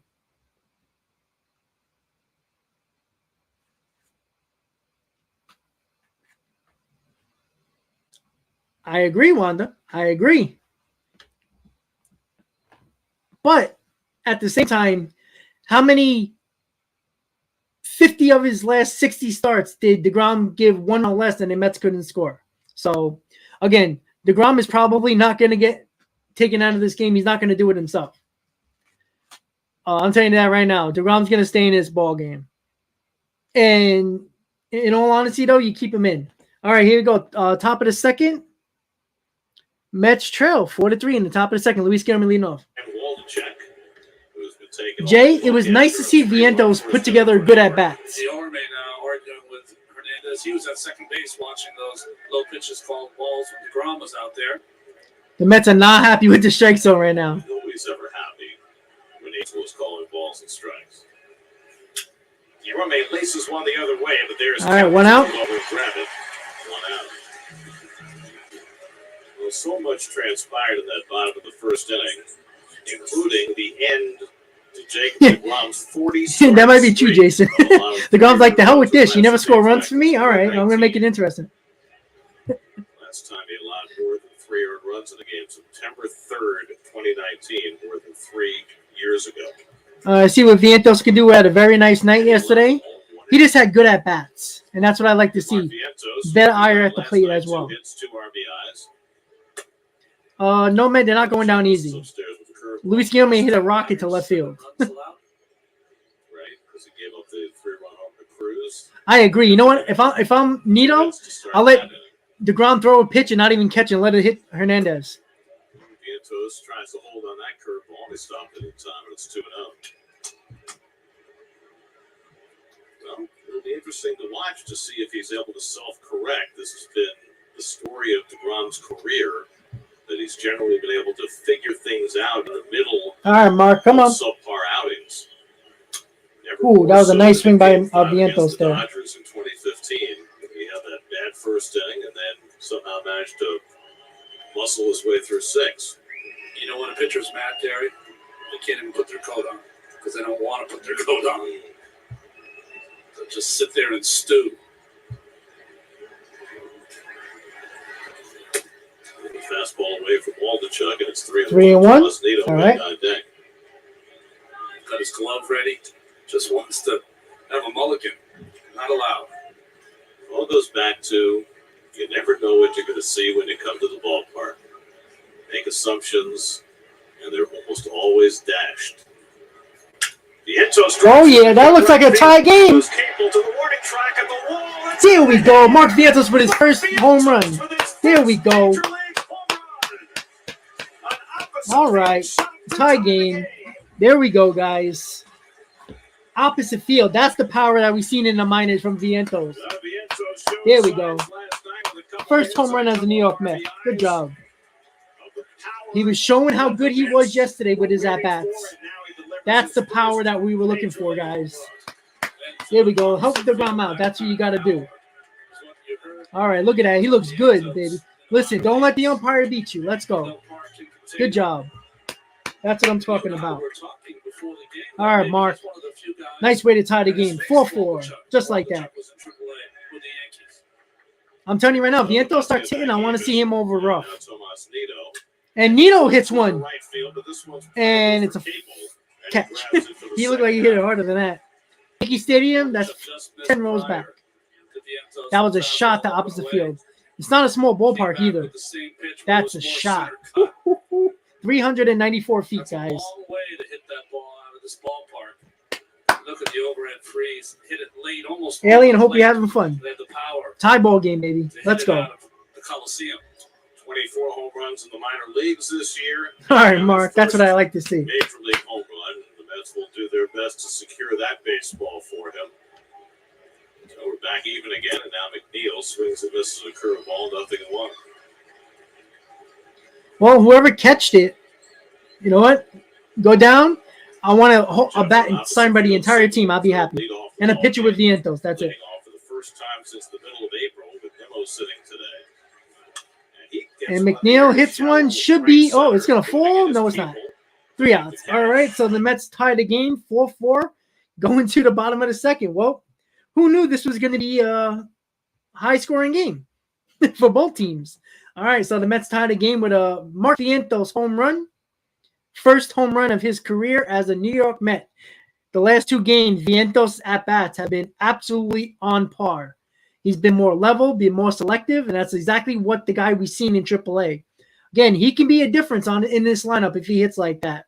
Not just the home runs. The at-bats yesterday were beautiful. That's what you got to see from Vientos. So the Braves are still leading 1-0, going to the top of the third. Once again, guys, make sure you hit on that like button if you're just tuning in. You missed a lot if you're just tuning in. The Mets took an early 3-0 lead in the first, sac fly by Lindor to make it 1-0, and a 2-run bomb by Pete Alonso, making it 3-0 in the top of the first. But the Oakland A's said, no. I don't care if you got Jacob deGrom on the mound. Scored 4 earned runs on Jacob deGrom in the first inning, but Mark Vientos in the top of the the top of the second, Mark Vientos hits a home run, his first home run of the year, and first home run in his career as a Met to tie the game at 4. So deGrom's going to be coming back out, and if you know anything about deGrom, 1, he's pissed. 2, he's not going to give Angel Hernandez a chance to make those type of mistakes. He's going to dominate. And I just feel that because that's what Jacob deGrom does. Let's see how it goes, guys. Yeah, that's what I'm saying. Like I said, I went to bed in the 6th inning because I had work. So, like, when the Mets, I think it was right before Escobar hit the home run, the grand slam, I was out. Done. All right, so we're just waiting for the bottom of the second. It feels like this game went on for like 3 hours already. All right, first pitch, and he took a curveball strike. Here we go. Tony Kemp leading off. 9 batters in the first inning. Look, Vientos could have went into his shell and just been pissed off he wasn't playing well. That's the bat we need. 100 starts that he walked to in the first inning. Jacob deGrom, the second time in his last 100 and starts Tony broke his that he back. walked to in the first inning. Remember the game against the Phillies when he threw 45 pitches the first inning? Yeah, bases loaded, right? He walked to 2 in the first inning in that game. That was in 2018. Enjoy the postseason chase with the MLB app with coverage Jake. game highlights, pitch-by-pitch features. Jake Select needs a live quick inning broadcast here. Coverage and more, you won't miss a beat. Download the MLB app today. New bat for Tony Kemp. He's Popped it up. A lot of foul territory. A long run for anybody who's going to get there, and Ah. the answer is nobody.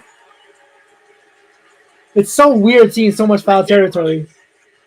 Not a run. Well, it doesn't help to have all this room if you're not going to capture Brian, everything. I am a forklift driver at Costco overnight.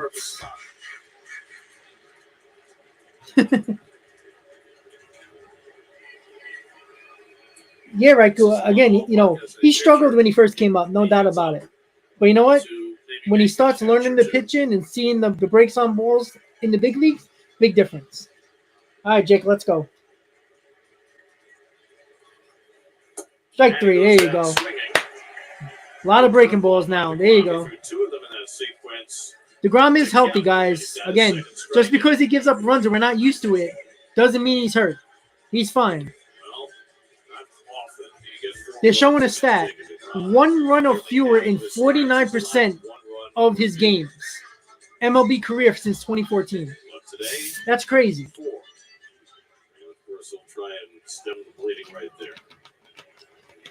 We know deGrom's a bulldog. When he's not feeling it, he still figures out a way. Who got things started for the A's in the first inning. All right, come on. He took a fastball the other way to left field for a base hit to start the wheels moving. Yep. Keith, and also Acuna went on the IL as well. Slider bounces in, a ball and strike. That's why he's threw a couple curveballs to Kemp, because you can't get the feel of the slider. 40 straight starts, allowing 3 earned runs or fewer. Longest streak since 1913. First time he's done that. As far as they can go back and check. So Runs first started he made basically MLB history with that. You know, you're gonna have a day. Great pitchers always have a bad day. And DeGrom, this is probably his worst day, one of his worst days in his career. Giving up 4 runs in the first inning. Strange days indeed.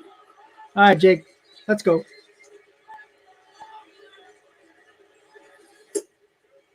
There you go. See, this is why you bitch and moan and complain to Angel Hernandez. That last strike that he just thrown on the outside corner, he didn't call in the first inning.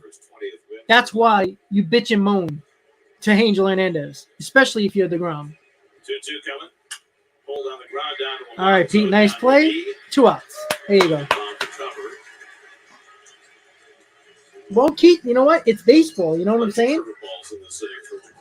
You know, if DeGrom don't locate, I don't care who you are as a pitcher. You're going to get hit. It's very simple.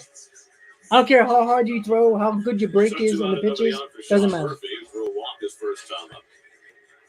Well, unions don't let that happen, Steven.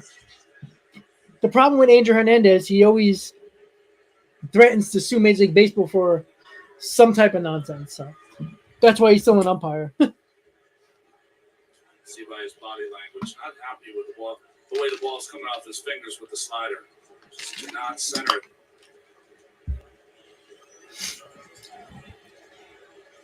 Come on, Jake. Once again, guys, you missed a lot. 4-4 in the second inning. A lot happened, I'll tell you, after the inning. But once again, guys, don't forget to hit on that like button, guys. 145 in the stream right now. Let's go. Let's get 150 likes today throughout the game. Fastball changeup combination there. Nice take by Murphy. You know, Buck was talking. 42 pitches in the second inning with 2 outs for Jacob deGrom. You know, he has not been with the club all season. Yeah, Ethan, but you know what? That's the way you sue MLB. The union's going to protect you, the umpire union. You're going to keep your job. It's very simple. Nice pitch. Better slider. 2-2. And the Braves just took a 2-0 lead with William Contreras. Hitting a home run. So 2-0 Braves in the top of the third. 2-2 coming to Murphy. And he strikes him out. Better inning by DeGrom right there. Going to the top of the third. 4-4 in the top of the third. And there it goes, guys. The Braves just went ahead with a solo homer from William Contreras to right center, making it 2-0 Braves in the top of the third. So, once again, as long as the Mets do their job, it really doesn't matter. Yeah, we all know Angel Hernandez is the worst umpire in baseball. Look, the guy needs to be at the center of attention in every game. And that's the bigger problem. Like, how about do your job and do it? Look, nobody's expecting you to be perfect, right? You're going to make bad calls. But it seems like he wants to make bad calls on purpose.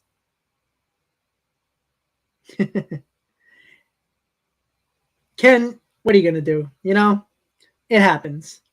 But thanks for subscribing, right? So, once again, guys, you know, the Braves are winning 2-0 in the top of the third.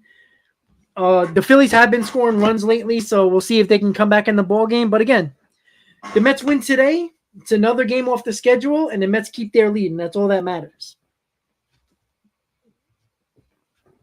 So, let's see.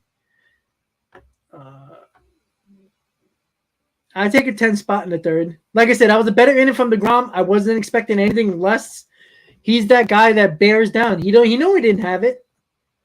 So it is what it is. And you know what? He keeps the team in a ball game. You know what? It wasn't a pretty first inning, but would anybody be shocked if DeGrom still goes 5 innings or 6 innings and doesn't give up another run? No, we'd probably expect that. And let's be honest, the A's aren't a good team. The Mets are going to score runs, right? They got 4 runs in 2 innings. I don't expect them to stay at 4. And if they do, they probably lose.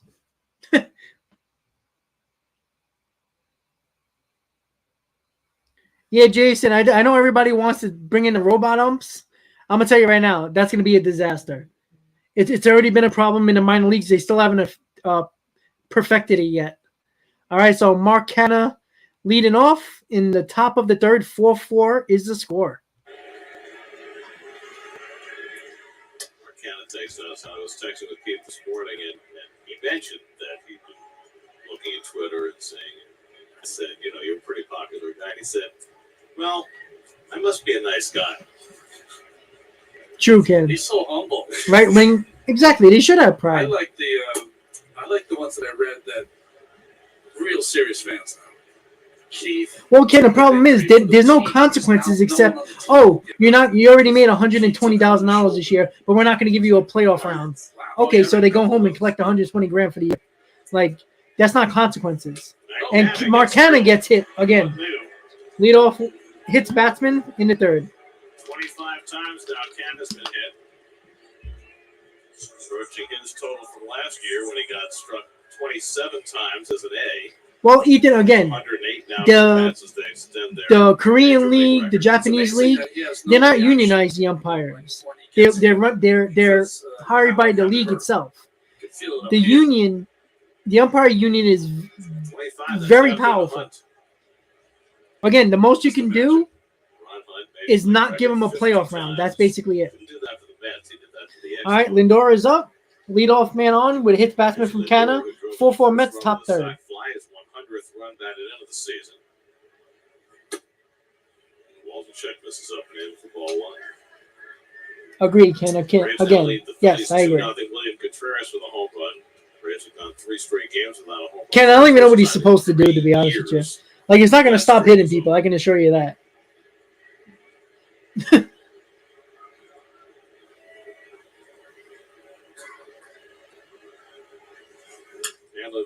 Might be a double play ball. And double play. With a 6-4-3 double play. So Waldenchuck mixing in that change Ethan, there's not much you can do, We're not expecting it. Hit the 6-4-3 double play. Well, it's one of the few that he's thrown out. Look at Canha after getting hit by the pitch. What do most runners want to do? They want to take out the second baseman. And Canha did take out the second baseman. With today's rules, but that is a classic takeout slide by Canha. Good job. I don't think Diaz was expecting it. There you go, Mark. Now that's how you get back at a team. Second base. All right, so Pete Alonso up with 2 outs in the third. He had started only 3 games there in the minor leagues, and now his 3rd start in the big leagues. So may not be quite experienced about getting out of the way. See how he came across the bag and tried to get out of the way. He needed to jump a little earlier as he let that ball go, but he has mostly a third baseman in the minor leagues. And Alonso hits one to right field. Nice play by right field. All right. 1-2-3. Oh, technically a 1-2-3 inning for the A's going to the bottom of the third. 4-4. Another hard hit ball by Alonso. Right fielder got turned around but recovered and made the catch on the warning track to end the inning. All right. Jacob deGrom coming back in for the bottom of the third. The Phillies are up right now. It's 2-0 Braves in the bottom of the third. They got 1 out so far. Sorry, I got to change it up. That's my fault.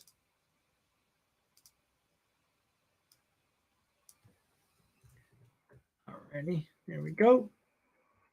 Once again, guys, if you're just tuning in, welcome to Talking Mets with Rob. If you're a new subscriber to the channel, say what's up. Let me know where you're from. Let me know if you're a Mets fan or you're not a Mets fan. Again, everybody's welcome here. Just make sure you stay consistent. If you're a fan of another team, don't show up. Raikou, it's baseball. And that wasn't a lazy fly ball, buddy. Yeah, Raikou, no. Sorry. Not true, buddy. Not true.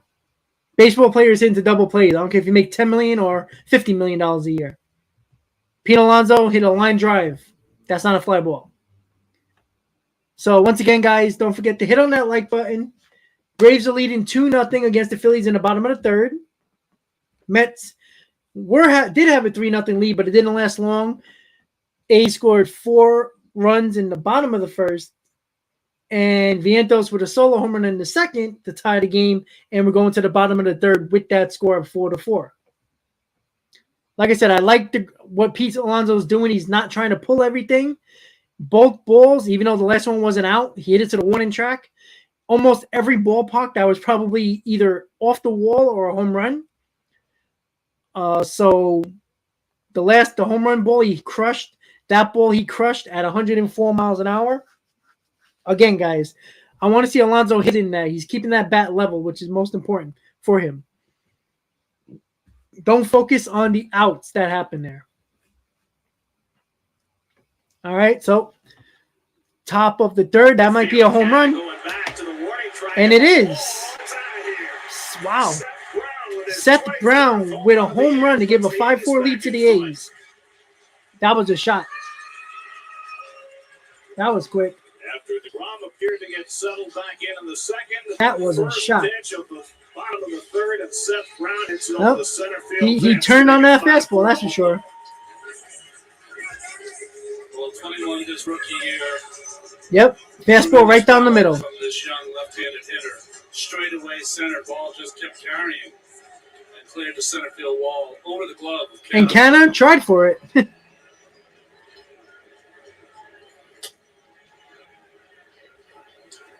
Some disbelief with DeGrom in the afternoon he's having. That was definitely not a pitch you wanted to locate. You had to locate that better. For the first time in his major league career. After the Mets got back even on Vientos' home run, Seth Brown puts Oakland back in front. Dervis Garcia hit one over Jeff McNeil's head for a 2-run double in the first inning.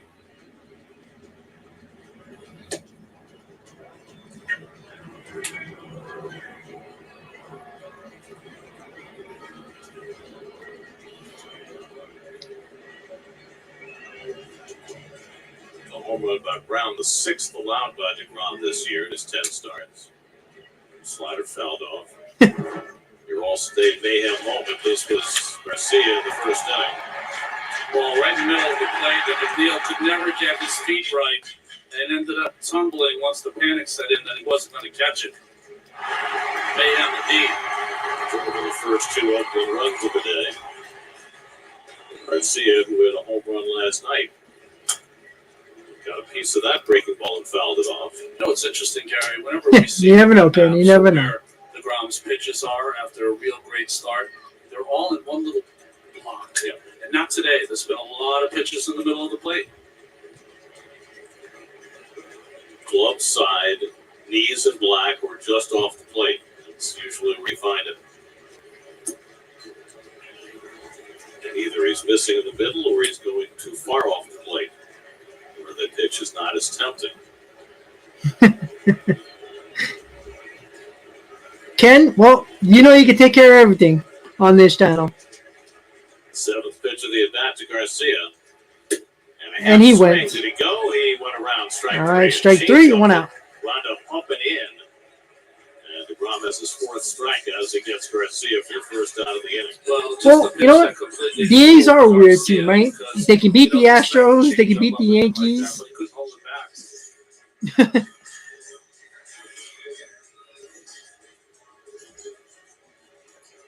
Another example, trying to throw a changeup down and in, ends up and in. Connor Capel, who drove in a run with a ground out, and he goes halfway around on a curveball, and he swung 0-1.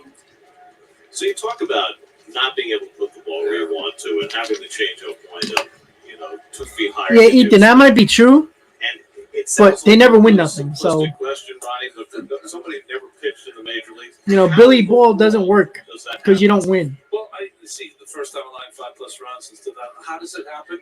You're just off. There's some days that the ball doesn't feel right, or your stepping feels like it's too far or too short, too left, too right.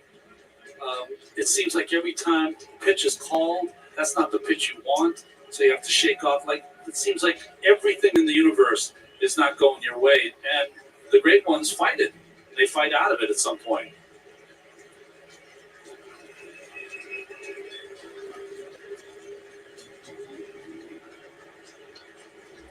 One, two coming to Cable. He just got a piece of the changeup. Dialed it off. Exactly, Reverend.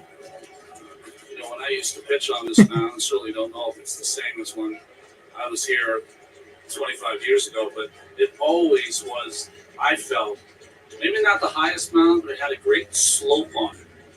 And the slope really dropped off. You felt like you could get a real good push off on this mound. Driven to left field by Cable, and there's McNeil to grab. 2 outs. That could be causing some issues for Brown. Who knows? I remember one start I had here, Gary, at the very end, I was against Buck Showalter Jenkins in 1995. I don't know how many I walked, 3 or 4, but I just could not throw a strike. I was out there in 3 or 4 innings. I remember after the start asking myself the same question you just asked me. Like, what happened? How could I not get that ball that I've thrown with my entire life and throw strikes? Shea Langoliers, who doubled down the left field line to drive and a run on the first. Well, right wing, it worked, but they still didn't win a He's gotta championship. reach an So entirely different again, level. until you show me somebody who does Moneyball like Billy Bean does with Oakland, they don't win nothing. Yeah, they might win in the season, they might look nice, but when they get to the playoffs, them teams always fail. Like presence, and then all of a sudden the machine is malfunctioning. You know, it wasn't until In his excellence. the Red Sox spent the money to get the right guys, Cartoonish get the right pitchers in, statistics. where you had to You know, at some point, do what they had to do, right? watch Jake at his best. It feels a little bit like a video game in the way he delivers pitch after pitch where he wants to. He's proven he's human today. Yep. Tilt. Yeah. 3-1 now to Langoliers. The Red Sox didn't win it. Oh, the 2000s, I don't yes. care how good of a pitcher. But they really didn't do Moneyball, honestly. They spent a lot of money. And they also, you know, they had Schillen as well, you know. It's not like they had nobody. They had Pedro Martinez, you know. It's not like they had scrubs all across the lineup. Ball 4. Ball 4. And that's the third walk for DeGrom, who walked a total Well, of 4 batters in his first 9 Dick, they're starts. kind of on the same plateau, don't you think? Inside of 3 innings today.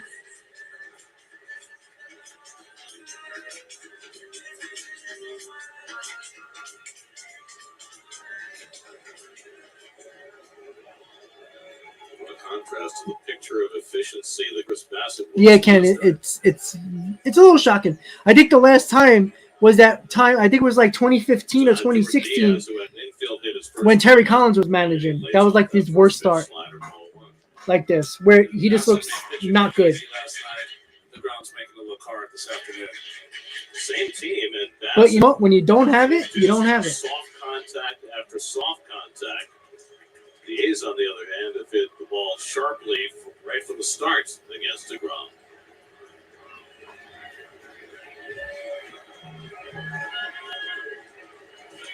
There goes Langoliers. Fly ball hit out to right. And it should end the inning, and it That does. retires aside. So Seth Brown's home run. Seth Brown with a leadoff home run in the third give the Athletics a 5-4 lead.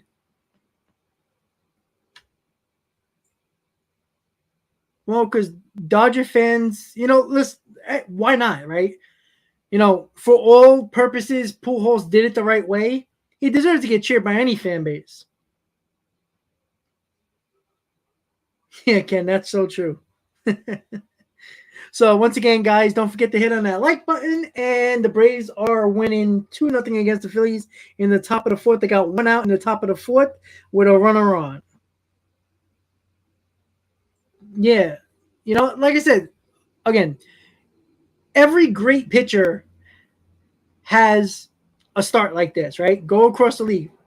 I think they would give DeGrom 1 more inning. I don't think you just, you know, I know we got off days. You know, we got 2 more over the next, 4 days, 5 days? You know, Monday and Thursday. But I want him to go at least 1 more inning, and then you could throw a Trevor Williams in there for a 1 or 2 innings who's pitched well for us.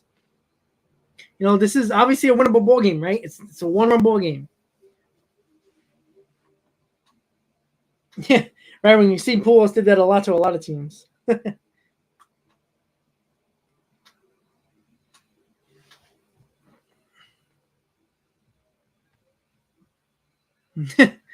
Steve, that's kind of true. But yeah, I mean that's basically the way it is. Like I said, name the pitchers, the best pitchers in baseball right now. They had a game like this, right? A starter. Just what happens. You can't predict baseball. That's the best thing about it. Like I said, if you can predict if baseball was predictable, why watch? Why play the game, right? And the Braves just went up 4-0, 2-run homer by, I don't know who it was. I think it was Michael Harris. Will Harris, excuse me. Yes, it was. It was Harris that hit a 2-run homer, 4-0 Braves.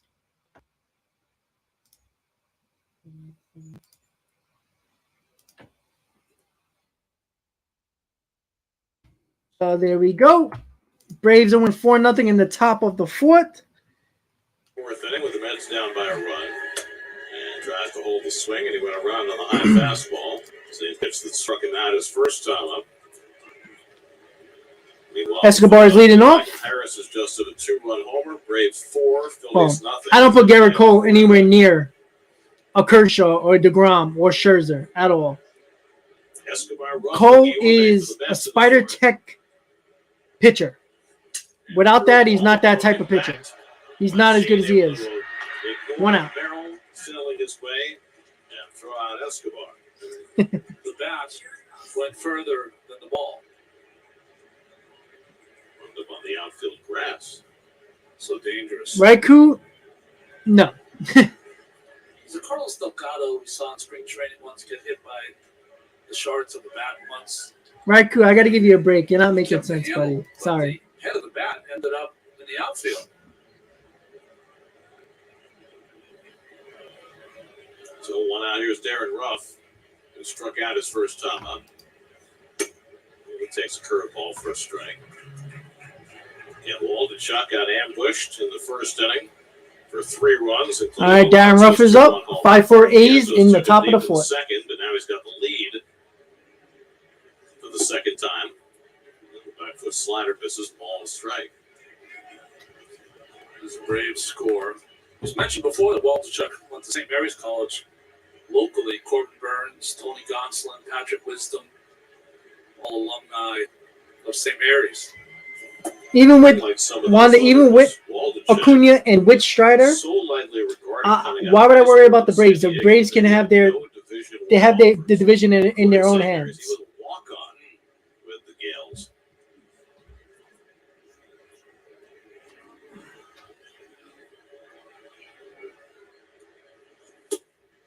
He's by his own admission always been one of those chip on his shoulder. Yeah, Terry, honestly, I think he's going to be out longer. You don't come back after a 15-day IL stint and just start pitching well again. I mean, you just can't do that. Start going up against Jacob DeGrom, and so far he's got the upper hand. And Darren Ruff gets a base hit to right field. Nice to see him starting to get at least a little bit of contact. Hard hit balls. That's nice to see. So 1 out, man on first. Well, nice hitting. Hit up to center field in last night's game. This one to the right side is Ruff doing a better job. I mean, why does everybody think just because Strider's out, the Mets are going to win the division? Even with Strider, they could win the division with him in the rotation. Back in the Bay Area. All right, Luis Guillorme up with 1 out, man on first, 5-4 A's. J.D. Davis up a walk-off hit for the Giants last night, or the 9th inning hit that put them in front. Sean Murphy, Langoliers, another catcher behind the plate that was just a really good catcher behind the plate. And then have a sub 500 record. They won 5 straight. They're still 3 under.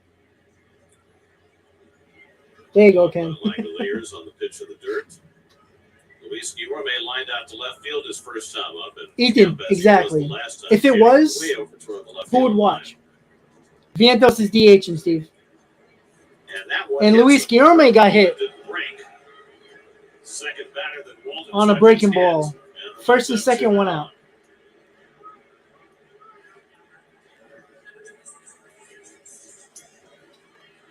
Watch Guillorme. He did something that Well, you don't like to Terry, see the hitter yeah, do. but, His I hand mean, took his hand off the Did bat. it looked like he was DeGrom gonna being catch out it half the for a season second. and Scherzer being out 9 weeks in total help the Braves? Where did that get him? In second place. So, Scott I mean- Emerson, the A's pitching coach, came running out of the dugout as soon as Waldichuk plunked Guillorme with that curveball.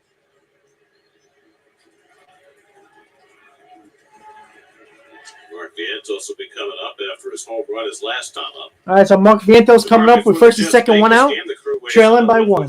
Mark Vientos came up in his first at bat, tied the game in the second with a shot to right field. I know, Terry, we all do. The Mets have fought back from a deficit once already. Trying to do it again. All right, Mark, let's go. Base hit. Keep it going. Tries to figure out what comes next for him. Meanwhile, Vientos is starting to get confidence at the plate there. Swinging the bat a lot better the last 2 days. Big league home run his last time up. And he takes a changeup outside for ball one. And the A's will get their bullpen cranking now. Austin Pruitt, the right-hander, is up.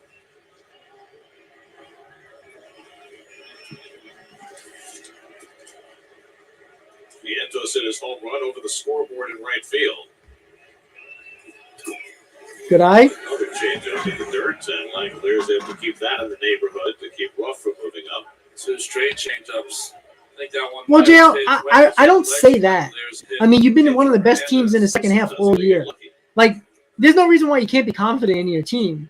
Changeup in the dirt, left knee down. I mean, you know what I'm saying? Like, it would have stayed down and kind of rattled between the feet of Angel Hernandez. And when they do the stats. all right, so 2-0 count to Vientos. Got to be patient here. Look into your zone and don't swing if it's anywhere else. And the look at second, Ruff wasn't far away. What do? You're giving up a home run to this young hitter in his first AB. You throw him 2 changeups, not even close. Vientos has to be expecting fastball.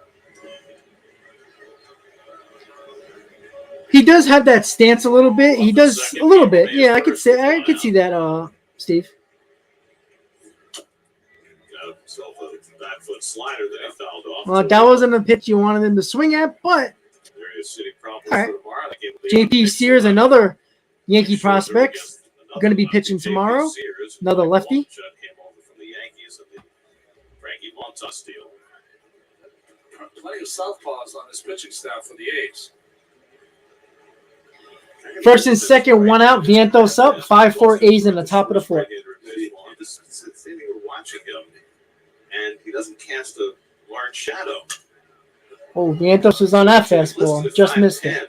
But I'm not sure that he is. Well, it's just unusual. You just don't see a lot of short right-handed pitchers. You see sometimes lefties, but many times right-handers.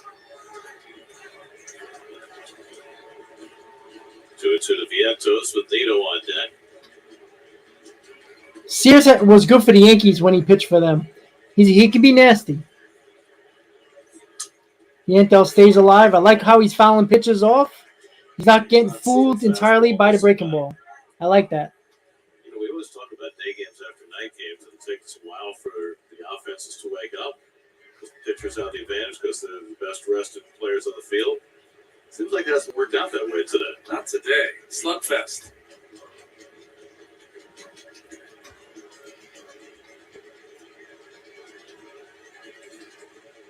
Two coming to Vientos. And the breaking Ground ball ball could be a double play. And it is. Nice double play by the A's. That was a slow hit double play. Well, but they turned it. Vientos hit into a double play. And the Mets do not score. Going to the bottom of the foot. 5-4 A's. So keep you up to date on the Brave game. Let's see. Braves are looking to still do some damage there in the top of the fourth. Still 4-0 Braves.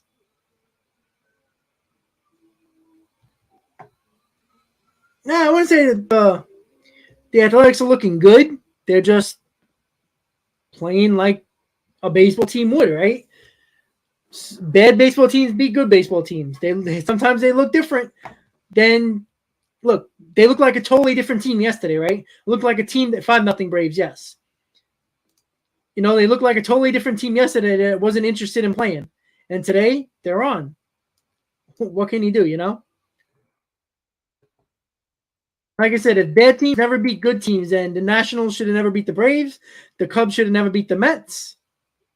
That's what it is. And, you know, if you look at the A's and just the teams in the AL West, they've beaten Seattle a lot of times. They've beaten the Astros. The Astros can't beat the A's.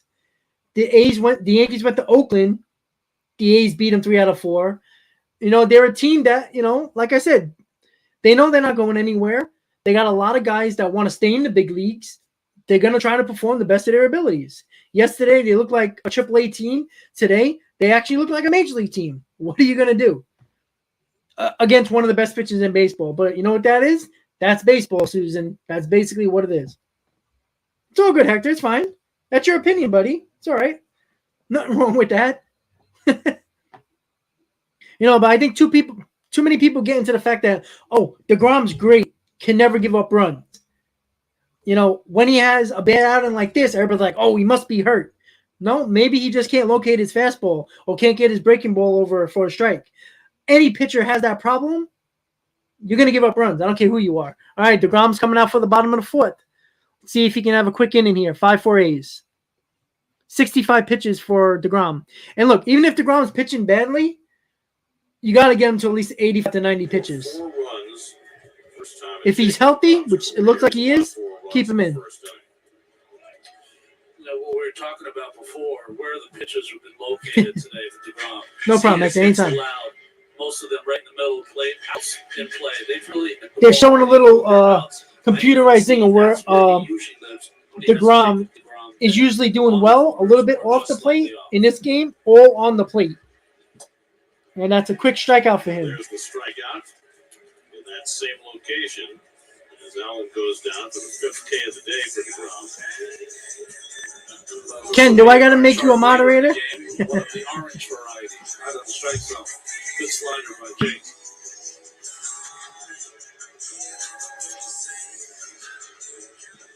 You know, one of the things that separates great pitchers, it doesn't matter if you throw 100. If you're in the middle of the plate, big league hitters are going to get to you. And what's made DeGrom so special is that he doesn't throw a ball in the middle of the plate. That's why it's so rare to see what's happening today. And then there's been the inability to throw strikes and throw a competitive pitch. It's the second changeup that he's throwing to that side of the plate up.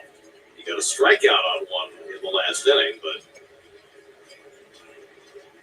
it's not where he wants it. This is popped up in foul ground. Escobar racing over, and he'll get there. All right, he got there this time. So for the first time in 3 tries, the Mets are able to take advantage of the vast expanse in foul territory. He wrestled it.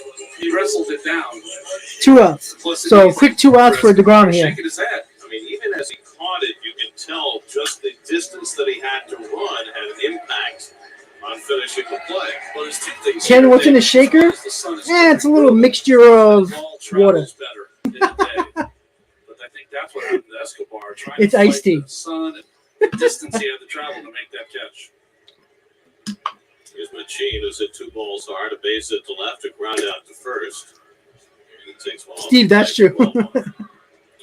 Ken's very shy. Away from the Phillies. They're up 6-0 now in the 4th inning. So it looks like the Mets are not going to get any help from the Phil's, today. it's 1 run. I don't know about all the way back. I I don't know if you want to call it all the way back. All the way back is like a 6-run deficit coming back. I got my seltzer, tea. It's pretty good. Pretty good day. It's biggest lead they've had in 3 weeks or so. 2.5 up on the Braves with 10 to play, including today. Magic number of 9 for clinching the division. 3-0 the mansion. 3-0. Mansion. I'm drinking some cherry limeade sparkling ice. Wow, that's a long name. Also not playing today.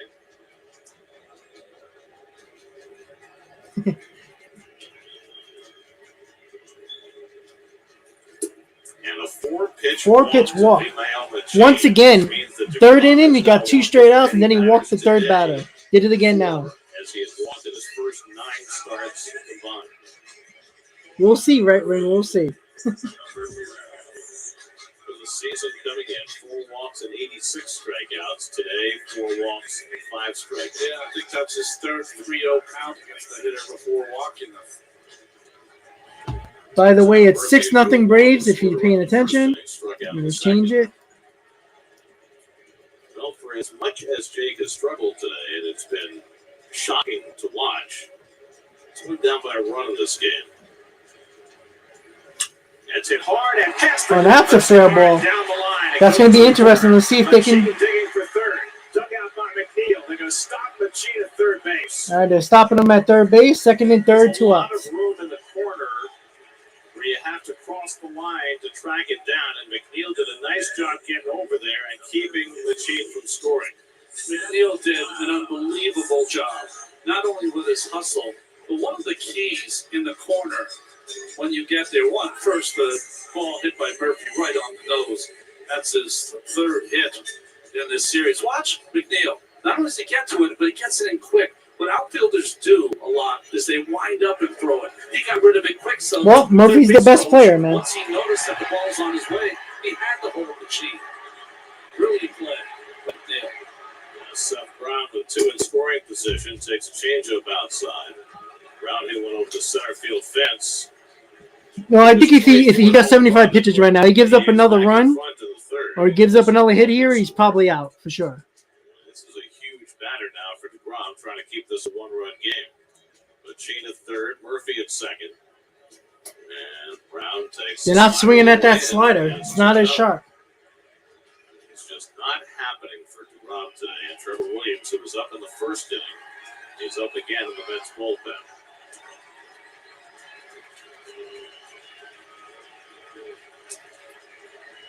Now, this doesn't happen to him very often, so he doesn't really have to think about that. This is a place where you don't give in to Brown. You got a base open. And you got the right-hand hitter Garcia on deck. Maybe to the Mets.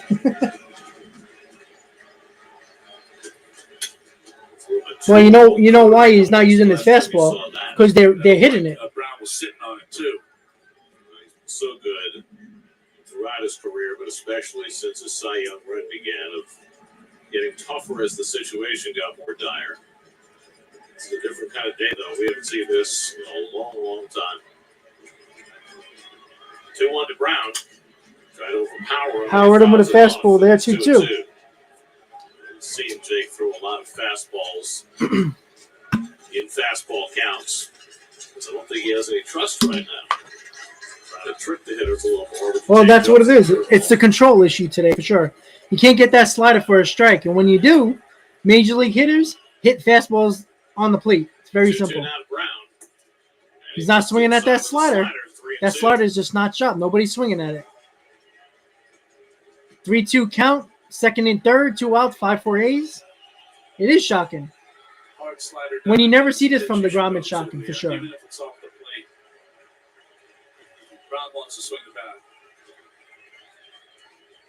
3-2 coming. And he rips it. Oh, what a play by Alonso. All right, Pete, good job. Nice. 2 runs with his glove. All right, Pete, there you go. Alonso, a brilliant diving stop to take a base That's really, really nice play right there. off the board. Save the 2 runs right there. Going to the top of the 5th. What a play. Again, the glove is never the problem with Pete. It's the mental. And he didn't have to worry about throwing the ball, so that's a good thing. Well, nah, Ken, it's not the shitty defense. It's the mental part of his game. That was a reaction play.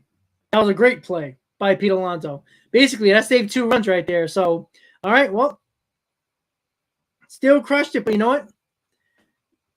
No doubt about it. DeGrom's probably done after this. After that, Trevor Williams is probably going to come in. Mets got to score some runs. Here we go. It did sound like a homer. That was a loud crack. I know you guys heard it. So with that said, guys, don't forget to hit on that like button. The Mets are trailing 5-4, going to the top of the 4th. Top of the 5th. Excuse me. The Mets will have up, as you see on the bottom, Nito, McNeil, Canna, 9-1-2. Take them out. Just call it as it is, a bad day. That's it. You know, or you look at the end of the day, the Mets can still win the ball game, right? That's the most important thing. Hey, Trevor Williams has been one of our better pitches that nobody expected him to be good. So, Trevor Williams, like I said, I was at that start in Philadelphia when it was either him or Peterson, right when Scherzer went down in Philadelphia, and Trevor Williams came in out of nowhere. And look at that. He pitched well. Every time you expect Trevor Williams to do bad, he's been good all year, basically. So I'm not going to kill Trevor Williams. You know, the name doesn't sound pleasing, like, oh, Trevor Williams, you know, journeyman, but he's been good for us this year. Phil, how's our bullpen? You know, I mean, if you look at the numbers, they're not bad, but there's some guys you just don't trust, which is like every bullpen. So they're showing the pier on the bay right now in Oakland/San Francisco, right on the harbor right there. All right, Tomas Nido leading off. Waldichuk still in the ball game. 5-4 A's in top of the fifth. Tomas Nido leads off against Ken Waldichuk as we go to the fifth. Nido lined out to right his first He has eaten up a lot of innings, but when Trevor Williams comes into a ball game and he has to eat up innings, he also gives the Mets a chance to come back in the ball game. Well, he would have had to dive out of the booth. He was thinking about to make the play. And we've had enough ex-players put life and limb at risk this week. We don't need the left-hander going down. He is so angry that he didn't make a play. He's the best. Dallas Braden with Beard on your right, with Glenn Kuiper in the A's TV booth. For fun listens. Yes, they are. And Nido strikes out. A high fastball, and Waldichuk has his third strikeout of the day. Give this kid credit. He has battled out there, Waldichuk. Pours his fastball. That's been his best weapon, really, this afternoon, that high fastball to the right-handed hitters. Well, he was on the ropes. All right, top of the order for the Mets. Giving up 2 home runs today. We got the lead in the fifth. They keep the right-hander Austin Pruitt going in the bullpen. As Waldichuk starts his third time around the batting order with McNeil, who's 1 for 2. And Jeff takes one on the inside corner, at least according to Angel Hernandez. Jeff begged to differ. Strike 1.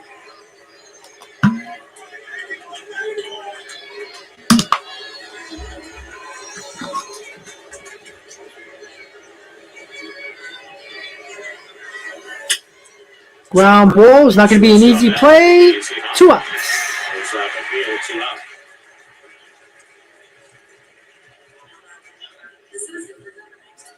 Here's from Mets Director of Player Development Kevin Howard about some of lesser-known prospects in the organization, plus the development of this year's top picks, Kevin Parada and Jed Williams, on the latest episode of Mets Perspective. Check it out now on SNY.TV. Well, Waldichuk, who can qualify for a win with another out, is looking for his first 1-2-3 inning of the day as he faces Mark. Yeah, aliens with the 7. Twice with a blue hit, and of course, hit by a pitch. You know, for a while, Canna and Nimmo were neck and neck for the club lead in getting hit, and Canna has pulled away late, setting the club record for getting. Yeah, I don't know how much longer they're going to put Waldichuk in for. It's probably on a pitch count for sure. Slider misses low and in 2-0. By the way, I mentioned Terry, Austin Pruitt before the show. the best quarterback on that field on Monday is going to be Cooper Rush, baby. The ex-Met, Marcus Stroman. is probably Danny dives with his slant passes the game has ever seen. because they don't trust him throwing downfield. For a ball for a strike, 2-1. But, you At least they made Cooper Rush sling the ball around.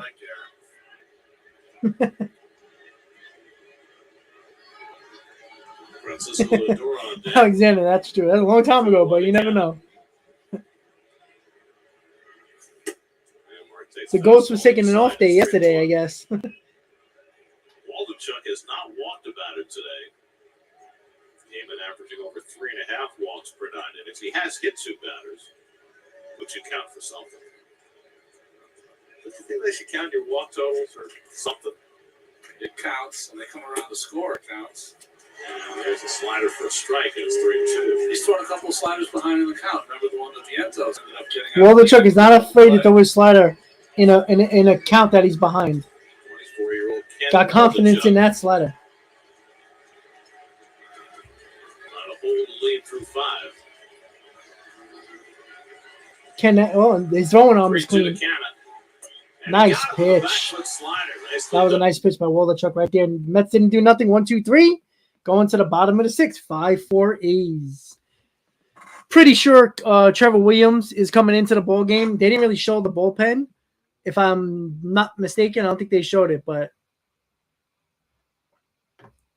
Raikou, that was a big league slider. That's what it was.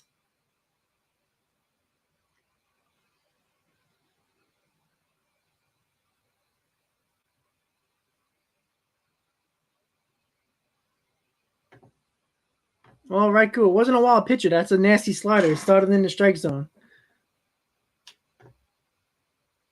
Of course, Olsen got benched. He's a bum. I think people forget that. You know, again, we talked about that. Like, you take him out of the lineup, he's been hitting 0.95 over his last, month and a half? Yeah, Alien, I know a lot of people talked about it. You know, they try to make it as nice as possible, but it's an old stadium. I haven't been there, but, I haven't heard terrible things about it. I don't know if you guys tried the food there, but I don't know how that is. But yeah, Olsen is that, again, I told Braves fans that at the beginning of the year. Olsen's the type of player that will show you he has the numbers, but he that's 50 points less than Freddie Freeman, which is a huge number average-wise. Yeah, he's going to get his home runs, but how many of those home runs that he hit that the Braves were leading by 5 or 6 runs or the game was out of reach? Either way. There was a lot of those. And you know what? The pressure is on him now, and he's not doing much for that team. And he's doing that bad they had to take him out of the lineup. I mean, the guy swings at anything. So, once again, guys, if you're just tuning in, a lot of runs scored. Jacob deGrom just did not have it today, giving up 5 runs in 4 innings. And it looks like he's not coming out for the 5th. Let's see. Let's see. They're showing the 72 World Series Game 7.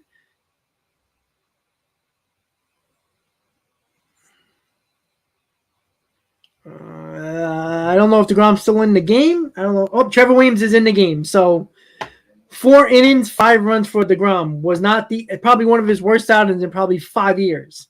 So let's see what Trevor Williams can do here.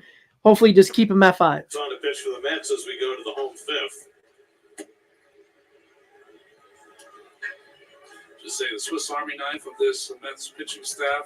Williams again on to try to pitch multiple innings here for the Mets. Was not sharp in his last outing in Milwaukee on Tuesday. Gave up a leadoff double to Willie Adames. Wound up giving a couple of hits. A walk, a hit batsman, worked out of a bases-loaded jam. Gave up a run in an inning of the 3rd. This is Dermis Garcia leading off in the home 5th. And Garcia goes down in the All right, nice start for Trevor Williams. First batter, 1 strikeout. Well, the Mets blew it in 73, but Oakland was a powerhouse, right? Oakland was the favorite in 73, so they won in 72. They were the reigning champions. So start in that World Series and wound up hitting 4 home runs after a real terrible regular season. He was such an unknown that when the World Series began, nobody knew how to pronounce his name. They were stuck between Tanachi and Tennis. But he set them straight by the time it was over. Well, I think Garagiola, now it's 50 years ago, Garagiola wanted to, because of his background and growing up in St. Louis on the Hill, that he wanted to say Gino Tanachi. Yeah, the MLB blackouts suck. I agree. I don't know why they don't just get rid of it. And that's a shot. That might be 6-4.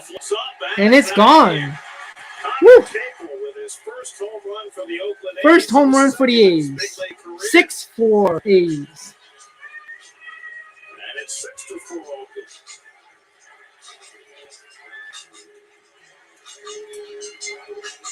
They're really happy and picking him up off the waiver wire from Yeah, St. keep Louis. Playing every day in right throw field. those fastballs over the plate. They're gonna crush him. Player's got some speed and here, showing his power. Maybe a player who reminds Mark Kotze of Itself. Yeah. It does. Shea Langoliers, who's doubled and walked today.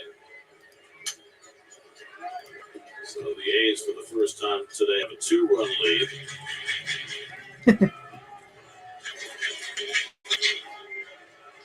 A's bullpen continues to work, so they may be going to a relief pitcher when we go to the 6th.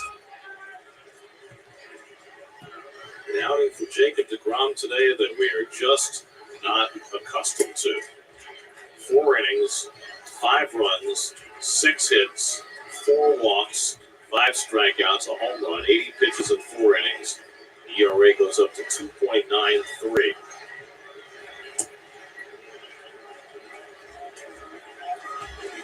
First time in his career he's given a 4. Ken, it's still early. It's only the 4th inning and the 5th inning here. Starts So. allowing 3 earned runs or fewer. You know, James, I would have bet the under 2, to be honest with you. Outlier. Ground ball hit to third, handled by Escobar. You know, there's a lot of game left here. Langoliers 2 out. I mean, you got 5 more at-bats for the Mets. Langoliers can run a little bit for a catcher. What was that caveat? Yeah, we saw him earlier trying to steal the bag when he got on with 2 outs. Catchers hate that caveat. They do. How would you like somebody said you ran well for a pitcher? You don't think I heard that 100 times? I mean, Bucks It's the fastest pitcher. did some dumb things with relievers sometimes, but putting Trevor Williams is the right move. It was Bill, and his last name became on the Nets. He was a left-handed reliever, sometimes starter for the Reds. And that's a ground ball down the line. Nice. Diaz, his first major league extra base hit, a 2-out double. You notice how aggressive these A's hitters have been right from the start today. First pitch side, swing, Well, I mean, it's up all. Ronnie just said it. What they did yesterday, they were swinging at all the balls out of the zone against Bassett. What they're doing today, they're swinging at mostly fastballs on the plate instead of taking them like they were last night. It's a big difference. I don't care who you are. You take balls down the plate and then you're swinging at garbage, you're going to strike out. You're going to look bad. You swing at balls over the plate, well, guess what? It's going to look a lot better outcome. You know, things come in threes. Joely Rodriguez up in the Mets bullpen. Joely Rodriguez warming up for the Mets in the bullpen. It was a good pitch. It was. Listen, sometimes you got to tip your cap to the batters, right? Diaz a second and 2 out. Allen takes 1 wide, a ball and a strike. You know, what I find interesting is that as you come down the stretch, you know, the Mets are trying to win their division. They know they're in the postseason. But everyone's positioning where they're going to be on a roster, a postseason roster, or if they're going to be on it. Williams, this is with the sinker. Well, Trevor Williams is certainly one of those guys. I do. You have to really decide if you're going to. Not over yet, Gary. Not over yet. It's only the 5th Walker inning. or Carrasco or Trevor Williams. What kind of pitchers? Well, when you got 2 days, well, I don't want to say mop up yet. It's only 2 runs, guys, in the 5th inning. On game 4 and 5. Lonzo scoops it up. All right, that ends the inning, but the A's put on another run on the board. 6-4 going to the top of the 6th. Mets got a couple innings here to get back in this ball game against the A's bullpen that is coming in. It's looking like it right now, right?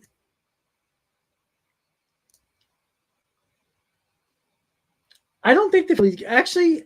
I think the Phillies have 1 hit, if I'm not mistaken. Let's see.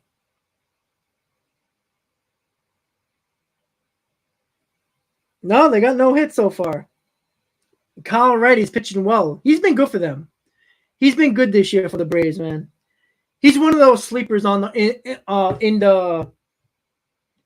in the rotation for the Braves, especially if now that they know Soroka's not coming back, and Strider on the 15 Today's a big start for Wright, and he's doing a great job, for sure.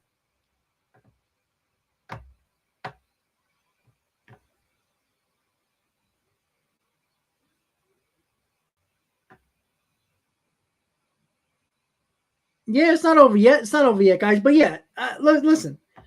I already said before the Phillies Braves series that there was going to be a split, and the split is like best case scenario for the Mets, right? You know, again, what the Mets do well, and even though they might not sweep a series, they always figure out a way to take a series. And you take a series, you know, you go out of that series against the Phillies and the Braves, where you're still up a game and a half going into the last 3 series of the year. But like I said, if you go into a Braves series, a game and a half into the Braves series, it's like 2.5 games because the Mets need to win 1 game against the Braves and they have the tiebreaker. So the Braves have to officially pass the Mets to win that division. Tiebreaker they don't get. But again, there's still opportunity for the Braves to lose that series as well. So, and it's only the top of the 6th for the Mets to come back from a 2-run deficit right now. Like I said, the Mets have up, 3, 4, 5. Lindor, Alonso, Ruff. Let's see if they can come back here. Waldichuk is out of the game. Austin Pruitt is in the game for the A's. Yeah, 33 years old. He's been around the league.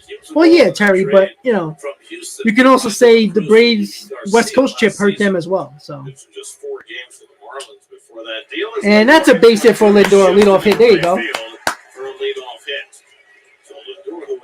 Good start, good start. A little bloop to right field. Maybe a bloop and a blast. We'll take that, right, to tie that ball game. Big overhand breaking ball from Pruitt. Better hitting by Lindor. Let's go. Come on. Sometimes you see Lindor with a little overswing. That certainly was well controlled. Handled that breaking ball. Lindor reached a big milestone back in the first inning with his 100th RBI. Alonso's got a chance to reach a milestone. With his 2-run homer in the first inning, he's now 1 shy of the Mets club record for RBIs in a season, jointly held by Mike Piazza and David Wright. That was on cutter from Pruitt, 0-1. Great year for Lindor. He's having a back of the baseball card type of year for Lindor. That's all you can expect for that guy. He's mostly a long man for them when he's come out of the bullpen. Come on, Pete. They got to do what they did in the first inning. Get a couple of base hits there, take a walk. So the tying run at bat. Pete facing Pruitt for the first time. Ooh. Pops one up, shallow right field. Long run for Cable coming in toward the line. Cable. Oh, what a play. Made the catch. Cornered in foul territory. What a play. That was a nice catch. That was a nice play. Laying out across the line.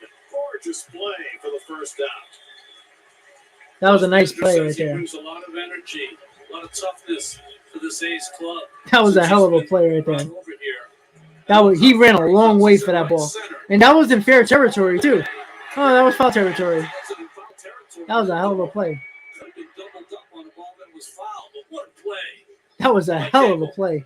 Wow. That's some hustle right there. Right, he had a little power, some speed, a lot of grit. Woo-hoo. You can understand why Mark. Look, I love when players play hard, even when they're out of it. You gotta like it. Like looking in the mirror. Yeah. Didn't care about his body there. He's got the bullpens on the field, and unlike most, I wonder if Vogelback's gonna pinch it for Ruff now since a righty's in. pitcher pitches away from home plate as opposed to toward home plate. So the ball can get You know loose in the what it is? outfield. It is weird when you see teams that like all of a sudden they start hitting for one day and it's like, wow, how are this team's not better? Well, bad teams are bad teams, you know? I don't know how, but it's just that's what it is. Escobar today has struck out and grounded out 0 for 2 after his grand slam last night. Tying run at bat and a change up outside. Yeah, pretty sure Vogelback's gonna bat for Ruff with the righty up. To go that far and just dive and make this play. Just a phenomenal play from Cable. With Alonso at the plate, the second baseman couldn't come into play because he was shaded all the way up the middle. So it was on Cable the whole way. Lindor takes off. The throw by Langoliers is perfect, and Lindor is out. Ooh, nice throw. What a throw by Shane Langoliers. That was a hell of a throw, too. I don't like stealing the base there, but a perfect throw would have got him. Had to get him. It was a good jump by Lindor, too. A lot alike with his Langoliers. His power, speed, and his throwing arm. It looked like that Thor was going to be safe halfway to second base. But that throw It's a perfect throw. He had that base beat. Base runners have been Nice successful 15 play. out of 16 times against Langoliers before that throw. Well, they've got themselves a Gold Glove catcher in Sean Murphy. And Langoliers is a guy also. He had a great jump. That was just a perfect throw. So 2 out and nobody on. And Escobar, this might be in foul territory. They're going to get there. Oh, nice play. The A is running all over the place. All right, so bottom of the sixth, 6-4 A's. You know what the A's are having? They're having fun, right? That's what they're having. They're a young team. A lot of guys proving it, and it's just good defense right there, right? Yesterday, they couldn't do anything right. Today, they're doing everything right. And somebody said, I forgot who it was in the stream, the chat, but of course, Ken was like, how do these teams look like bad, how are they bad teams? And somebody brought up inconsistency. That's what it is. Because yesterday, they looked like one of the worst teams in baseball. Today, if you never watch baseball and you watch it, you would think the A's are a pretty good team, right?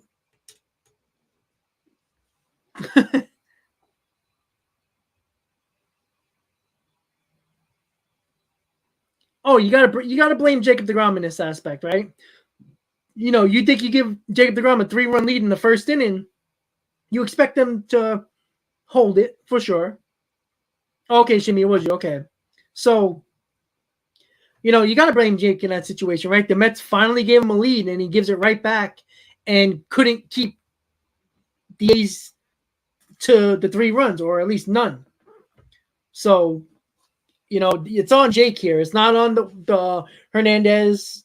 Yeah, we all know Angel Hernandez sucks, but you can't put it on him, right? You just can't do that, right? You got to blame the players. People hate when I criticize players, but who else is playing, Mothman, they are trash, but they're playing well today. And that's why baseball is a great sport, because, listen, if you look on paper, the Mets should win all 3 games, right? Just the way the Braves supposed to beat the Nationals all 3 games, but they didn't.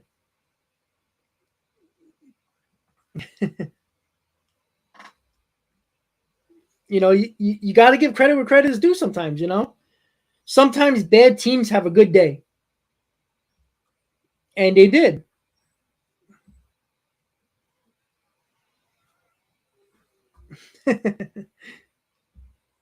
All right, so going to the bottom of the 6-4 A's, Joely Rodriguez in for the Mets.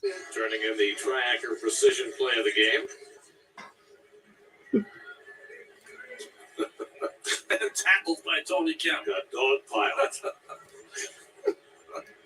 Joely Rodriguez comes on to pitch for the Mets as we go to the bottom of the 6th. Top of the batting order, Tony Kemp, who's gone for 3 today. And he hits the first one of the year to right. On comes Ruff. And he nice play by Ruff. 1 out. Exactly, Alexander. And even if they're not, if you don't know these players and they just came up from the minors, they're trying to prove themselves. First time out, base 3, retired them all in Milwaukee.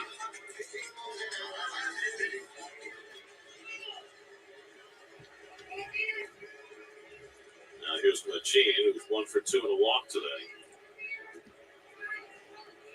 Jacob Rom went 4, allowed 5 runs, 6 hits. I think Marte is supposed to be back in the Marlins series. It's a possibility, but it could be the Braves series. Playing an inspired game in every respect. It looks like Everything looks like it's going to be the Braves series, though. Put up a 4 spot against them in the first. They've made some wonderful defensive plays. Their starter Waldichuk today got punched in the mouth early, but was able to steady and get through 5. The Mets have to try and find a way to overcome that against a team that is 25-50 at home. Lost more games this year at home than they have in any year since 1979. Tyler McGill's going to get up now. Look, you better bring all your pitchers in now. Why not? You see a lot of players shuffling back and forth into the dugout. They have to go. Yeah, Jason. I mean, what are you going to do? They showed 40 straight starts here in this older park. with 3 runs or less. Down the left field line, that's going to fall for That's a going base to hit. drop. McNeil hurries in to play it on a hop, and Machine has his second hit of the day. You know what I'm saying? Flare to left for a 1-out You know, single. 40-plus starts in a row, giving up 3-plus runs. We're giving less than 3 runs or less. That's impressive. But you know what? Every pitcher has them days. Even DeGrom. You know, how many games did DeGrom go 7 or 8 innings, give up no runs, and he loses? Who doubled down the left field line his last time up. 3 hits and 6 at-bats in this series, including a couple of doubles for Murphy, who's DHing today.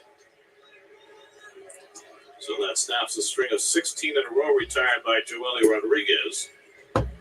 He had 2 2-inning perfect outings during the last homestand, and then that 3 up, 3 down in Milwaukee before retiring his first batter today.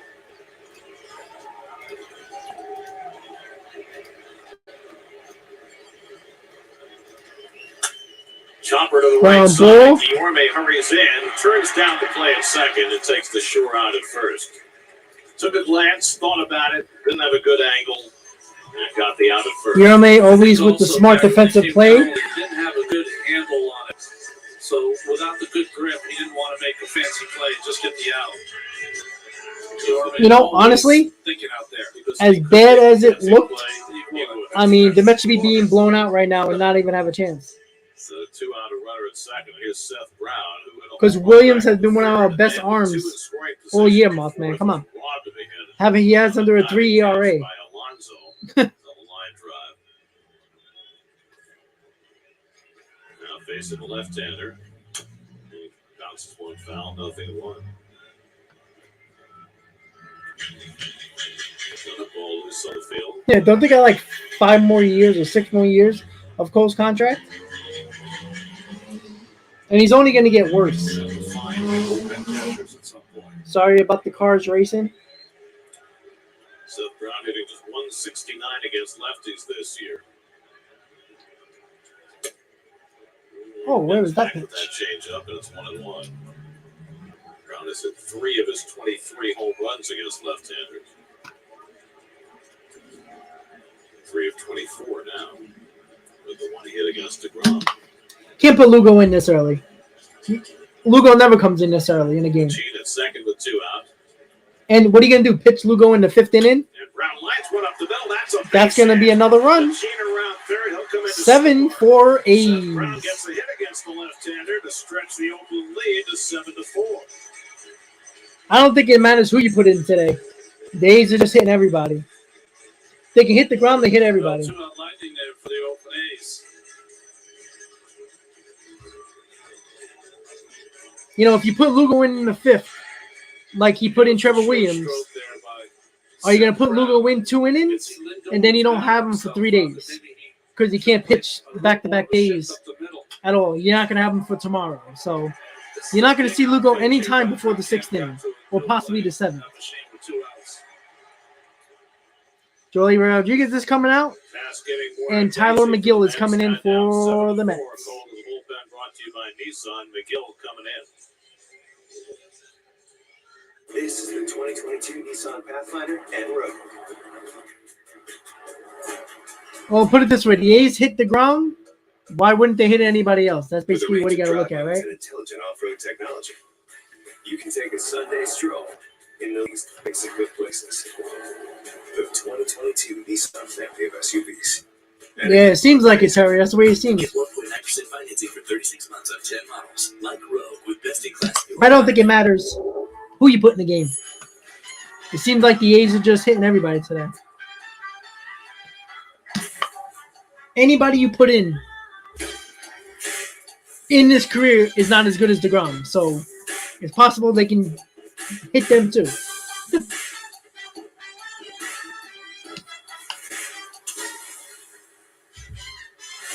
Spark a win with the new Triple Red 777 scratch-off game from the New York Lottery. So the pitch and change is happening. McGill is coming in the bottom of the 6th. It's 7 for Oakland.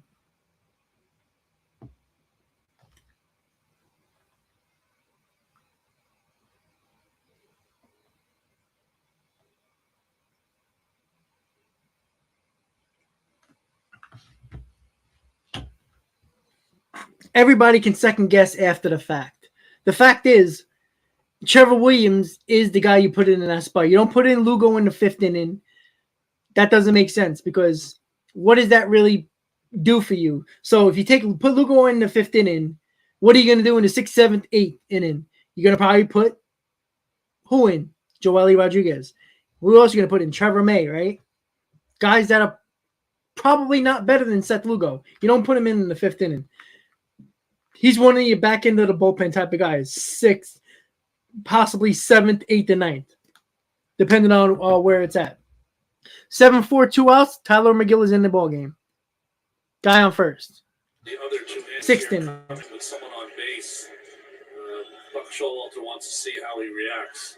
In the face, Dermis Garcia, who doubled in 2 runs in the first, struck out twice after that. Round at first with 2 out. Garcia takes fastball high for ball 1. Good. Mets came back to tie this game. Yeah, but Mothman, the Braves lost against the Nationals. The Braves lost against the Giants. The Braves lost against the Marlins. It happens against bad teams. You know, these guys get paid too. You know, you can't just sweep series just like that. You know, popped it up. This is going to be a little interesting. All right. And the inning is over. Going to the top of the 7th. Mets trail 7-4. Well, 1 pitch, 1 out. So, let's see. You know what? Well, put it this way. If you want to get on Jake today, you can, right? There's no reason to get on Buck. Who are you really going to put in this game? Right? But how about this? How about after the 2nd inning, the Mets didn't score another run? How about that, right? 4 runs should be enough for Jacob DeGrom's on the mound. But guess what? It wasn't. You know, the Mets can't just fold up offensively and not score anymore either.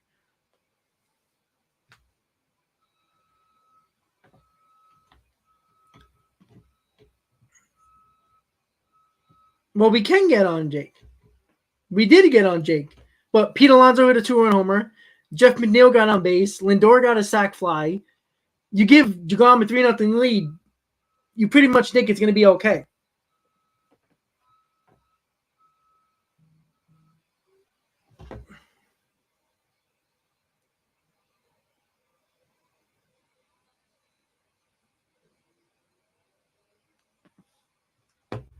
You know, it's just one of those days for the A's, right? They're hitting everybody. Well, Jeff slipped. And Pete Alonso in foul territory. Listen, when you're a team that doesn't play in that stadium and you have all that foul territory when you never have all that foul territory, it's not easy just to run out on the ball and thinking you're never going to hit the fence of the foul ball. So once again, guys, if you're just tuning in, the Mets are losing 7-4 in the going to the top of the 7th. Mets haven't scored since the 2nd inning. I think you can pounce on that a little bit since the fact that, you know, they got 4 runs in 2 innings, putting themselves in a position after Vientos hit the home run to tie the game. Got to get some offense going here now too. Darren Ruff's leading off. They're already making changes in the outfield and second base for the A's. Center fielder comes in. Austin Pruitt begins the 2nd inning of relief. Facing Darren Ruff, who had a base hit to right field his last time up. The A's have had the hard-throwing lefty A.J. Puck up in the bullpen. It's a bouncer toward the And that's middle. might be a base hit. The off-balance Oh, they're just making plays today, guys. It's the A's days. That's a base hit up the middle any other day, right? That's just a perfect play. What are you gonna do, right? I'm telling you, the A's are just everything's running for great A's right now.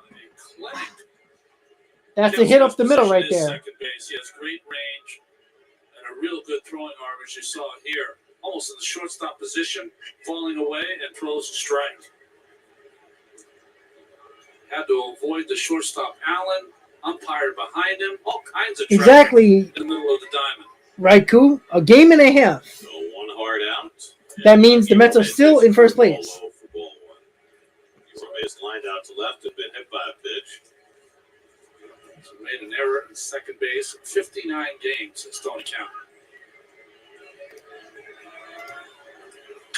That's line. And that's a base hit. Into right center field. And so Guillorme gets the base hit. And the Mets have a one-out base runner. Let's check in with the studio. Gary Apple's there with a game break. All right, Ken, we got to look at the live odds right now presented by. Well, there won't be 2 games. It'll be 2.5 games if we win and the Braves win. Currently, that line is at plus 650 with Mets trailing it 7-4. Gary, back to you. Hey, the live money line is plus 650 for the Mets to come back and win. Good odds. All right, Mark Vientos up with 1 out, man on first. Got to chip away. Double play in the fourth. Now facing the right-hander Pruitt. Goes after first pitch cutter, 0-1. That's a good one, Tom. I like that. It's been one of those days, right? DeGrom gets beat up. The A's came in at minus. I think Buck's giving Nimmo a day off here. Remember, he's coming off that little quad soreness injury. You don't want to mess with that. If he's a little sore, you don't want to mess with that. Yeah, but you're still close enough to break their hearts. Yep. With all they've done. AJ Puck continues to throw in the bullpen. I think that Marcotte has just been wary about Vogelback coming up to pinch hit in this inning, and that's why he's got the lefty going.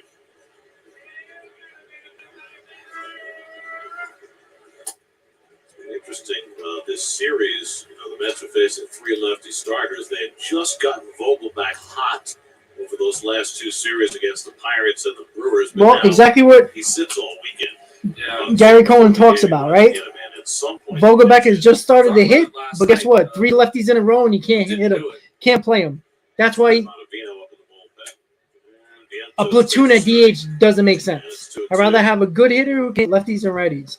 Vogelback is useless, even though he's hot right now, because there's lefties on the mound. Leadoff single. More good defense here in the 7th. He's been living right. 2-2 to Vientos with Nito on deck. Vientos pops one up along the right field line. Another play for Capel, shading his eyes as he goes and makes Nice the catch. Put that up in the sun. So not easy in foul territory there. Another one in foul territory for the second out. He's an excellent outfielder. You can just tell by his actions and how he uses his glove to shadow his face to keep the ball out of the sun. Outstanding use of glove in front of your eyes to keep the ball out of the sun. He's got to avoid the catcher in the bullpen. It's not an easy place. Here's Nito. He's 0 for 2. Lined out to right and struck out. Guillorme at first and 2 out. And Nito lays off the cutter. Ball 1.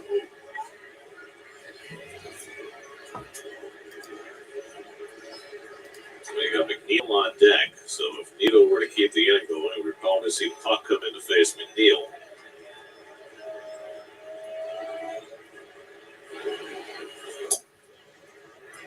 And Nito takes that one on the corner, and it's 1-1. Same pitch. First one ball, second one 2.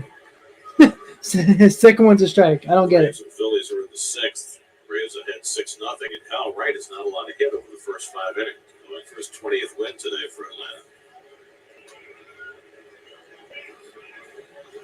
And Nito hits a comebacker. Nice play. Snares it right on the heel. And the inning is over. Going to the bottom of the 7th. 7-4 A's. Well, Jason, I don't care if you're a Mets fan for 39 years or 15 years or 20 years. Every one of us seen misery.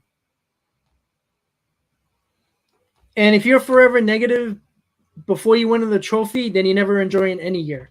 This is the best team you probably ever seen since, 86? And you don't feel positive about this team, then I have no hope for you, to be honest with you. It's not like I haven't seen terrible performances and choke jobs, but you just said that they're one team that's going to miss the playoffs even though they clinched, which makes no sense. But, yeah, come on, Jason. I mean, there's a lot of teams in Major League Baseball that been good, been okay, been bad, and haven't lifted a trophy. But this is one of the best teams in our history. Like, you have to be positive about that. God, they lost one game. They lose a game to the A's. It's not the end of the world, right? We lost 3 in a row to the Cubs, and everybody thought the world was falling. Yet the Mets come back and take care of business. They come back, they win tomorrow. They're at least a game and a half up again, going back home against Miami before the Braves series. So, how long? It's been a month the last time the Mets are 2.5 games up against the Braves because the Mets played well and the Braves played well. Raikou, yes, you can. It's called baseball. The Yankees did it. I don't know if you check any other scores, but the Astros have a losing record against the A's. Seattle, losing record against the A's. The Yankees, losing record against the A's. That's 4 teams that are in the playoffs that have losing records to the A's. So, yes, you can lose to bad teams. It's baseball. This is not basketball where bad teams never beat good teams. Right? 55 wins, right? Almost 99% of the time, bad teams win 60 games. It's baseball.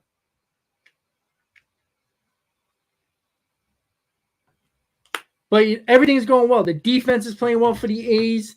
The hitters all up and down the lineup are playing well today. Bottom of the 7th, 7-4 A's. A's fans have got a lot to be happy about today. They lead 7-4 as we go to the bottom of the 7th. Adam Ottavino's on the pitch for the Mets. Facing Connor Cable, who homered his last time up. Jason, we're not cranky. It's just the way baseball goes, right? You shouldn't have lost against the Nationals, but you did, right? It happens.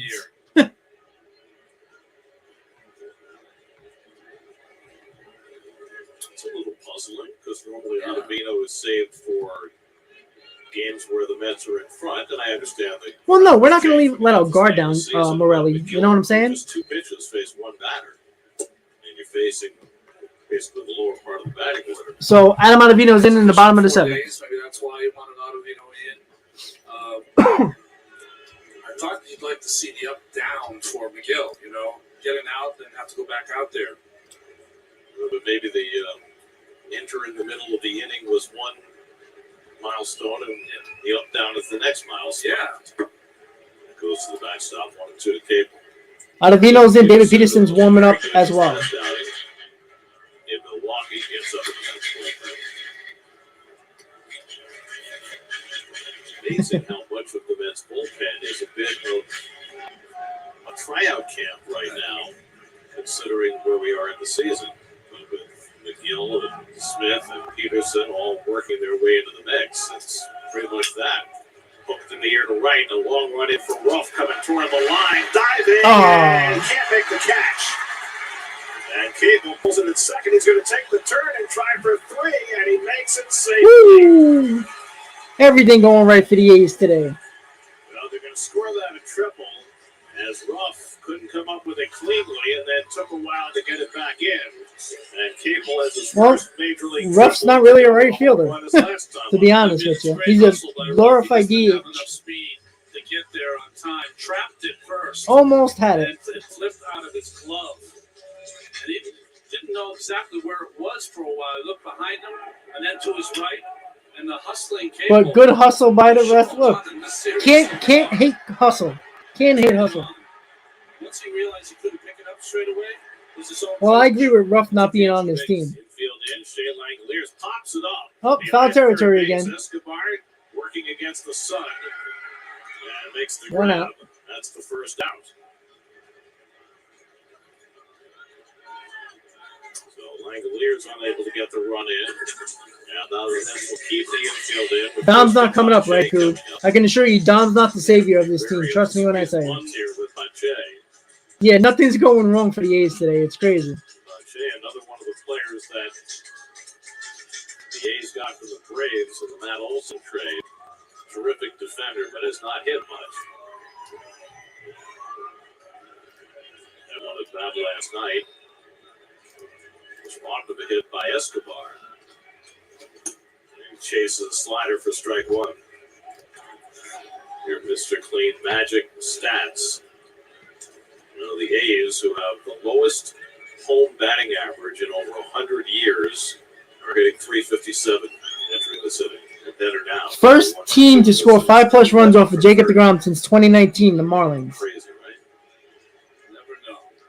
RG, I don't see why you want to drill a young team that's just playing hard. I just don't understand that. They're playing well today. Like, I'm not going to kill a team for playing hard.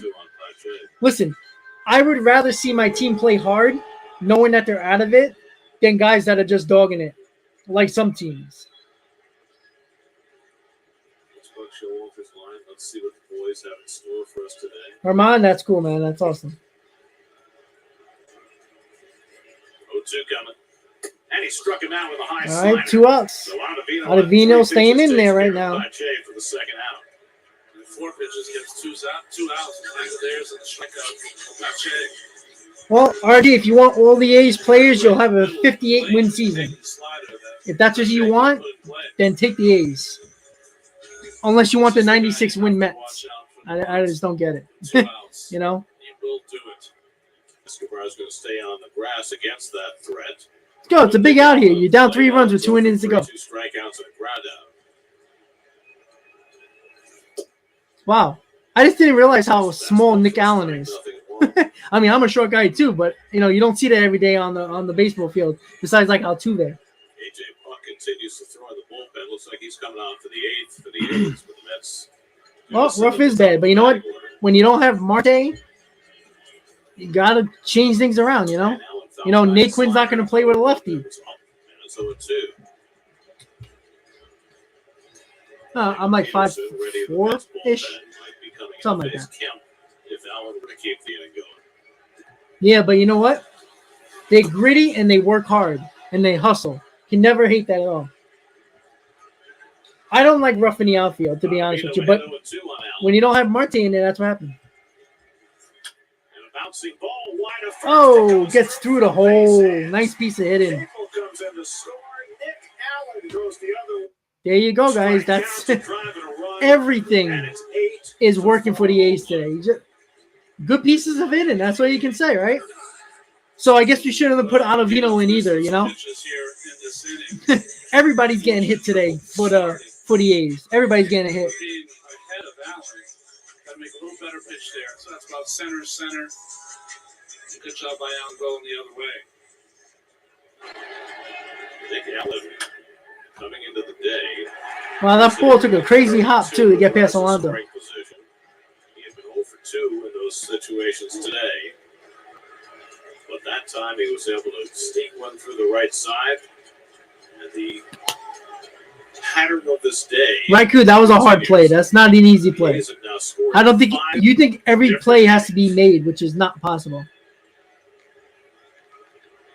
The runner goes. It goes to the backstop.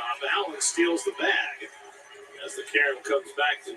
Well, Harman, that's the thing too. Like the Braves have been the best team in baseball since June, and yet they spent 24 hours in first place in 30-something days. So just one of those games, guys. Just one of those games. And there's a pretty good chance I should be streaming tomorrow. I know I scheduled it. I might have something going on, but most likely I'll be streaming tomorrow for the game at 4 o'clock. All right, so 3 outs. They add on another run, the A's, giving them a 4-run lead. 8-4 going to the top of the 8th. But hey, you know what? You just got to give credit to an A's team, a young A's team. A lot of these guys trying to stay in the big leagues. And look, everything they're hustling, right? Hustling down the line on basically a pop up the right field that Ruff tried to dive and catch. The guy got a triple on. So it's the hustle that I like from young teams like that. You know, a team that's out of it. How many teams do you see dog it, right? We have Mets teams that have been out of it in September many, many, many years. How many times have they dogged it to finish up the season, right? It's nice to see guys hustling and still playing hard, and that's good to see. Again, they're kicking our ass right now, but it's just a game that nothing's gone wrong since the first inning for the A's. Other than that,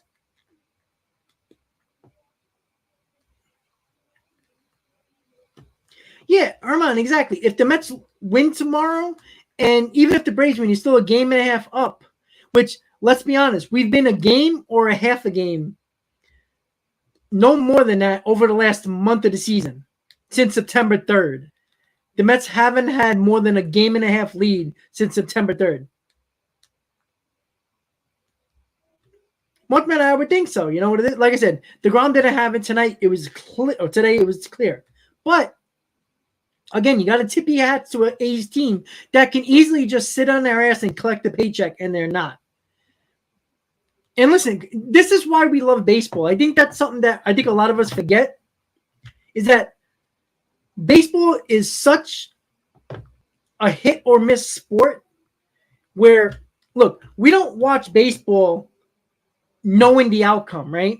Like I said, 95% of the time in basketball, the good teams always beat the bad teams, right?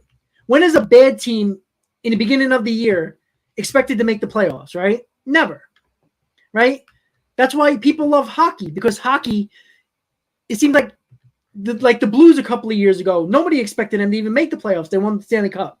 It just happens, man. I'm telling you. It's just the best part about baseball, it's so unpredictable. Yeah, well, I don't like teams backing down because they're out of it. RG, I'm sorry, buddy. I can't with that. That's just stupid. You're going to hit a team. You're going to drill a team for playing hard. That's not baseball. Come on. Left-hander, A.J. Puck comes in to pitch in the eighth inning. A.J. Puck, another lefty. 6'7", 250. Really nice ERA, 3.23. Erratic with his pitches. 9 batters. He is wild at times, but we'll see. Throws hard. Mets got 2 innings to come back with the top of the order. Jeff McNeil leading off. Mets with a big hill to climb with 6 outs to play with. First pitch pop up. To center. Christian Pache shading his eyes, having trouble with it. And the ball drops. All right, we get a break there. Pache could not find it in the sun. Got a break. McNeil winds up with a base hit to start the 8th inning. Phillies scored 2 runs. It's 6-2 Atlanta in the bottom of the 6th. Phillies no hitters done. Phillies starting to come back. There you go. Maybe that first break. Let's see. Goes too far away. Get a delicious confrontation in this inning. All right, here we go. That's gonna get See if it can happen. Let's go. Never count this team out, guys. Never, never, never. They could face each other in this inning. A big slot. There's Canna, who's 1 for 2 and has been hit. This by guy a can be pitch. erratic. Takes a slider low for Good ball 1. guy, likes to throw balls. The Canna face, it's great. That's a good look for Mark. Big fan favorite here in Oakland. It's had a good series so far. And Canada takes a fastball for a strike. At 96 from Puck. A.J. Puck, the 6th overall pick of the draft in 2016. Getting the most extensive big league experience this year. Oh, Mark, let's go. McNeil at first and nobody out. Mets down by 4 in the 8th. And a slider in for a strike, and it's 1-2 to Kemp. Most of these Mets have not faced Puck before. Of course, Canada was his teammate. Aaron Ruff, the only guy in the lineup who has had a big league at bat against Puck.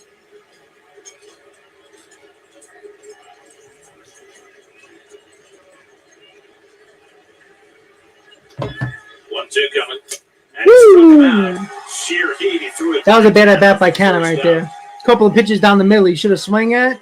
Got blown by with a fastball. Let's check in with the studio, see what's coming I really up. don't like Hanner in the 2-hole. I think he's a better 6-7 hitter, to be honest. Mike, here we take him coming up on the postgame. Plenty of Jacob DeGrom discussion. He struggled today, Jared. Yeah, he couldn't quite find his rhythm. What we're used to seeing is him. Yes, He never- as soon as they put him in a 2-hole, he's been struggling. I like him in the 6-7 spot. Postgame show, Gary and Rob. All right, thanks, guys. Here's Lindor with 1 out and 1 on. Francisco had a base hit his last time up. And he takes a slider for a strike. Lindor with his base hit in the 6th. Yeah, Now Ken, hitting I agree 10 with you on straight that one. games. He's a lot better in that 6-7 spot. Andrew Jacob, puck under control so far.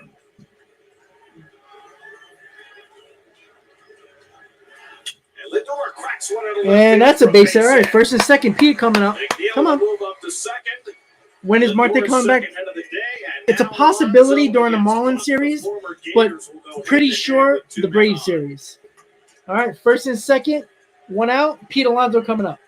Look, Pete's got to been doing what he's been doing. This should be fun. You guys Just are get doing on base. extremely well. Get a base hit. You don't have to do too much here. Probably You had can't hit a grand conversations slam here. on bus trips or in their dorm room saying, boy, imagine if we ever make it someday. Face each other. I'm going to throw you a slider. On the first round pick, Alonso a second round pick. He's already got a home run today. His 38th of the year, a 2-run shot. Now he bats with 2 on, and the Mets down by Come on, 4. Pete. Base hit. It's way outside, ball 1. And Pete is 1 off the Mets. That's it. record Pete's got to just RBIs stay this within season. himself and just hit line drives. On the pond right now.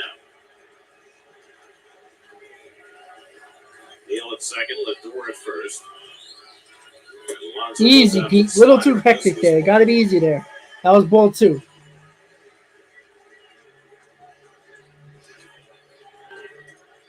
Phillies trying to help the Mets out. Bryce Harper just to the 2-run homer. It's now Braves 6, Phillies 2. They're in the 6th.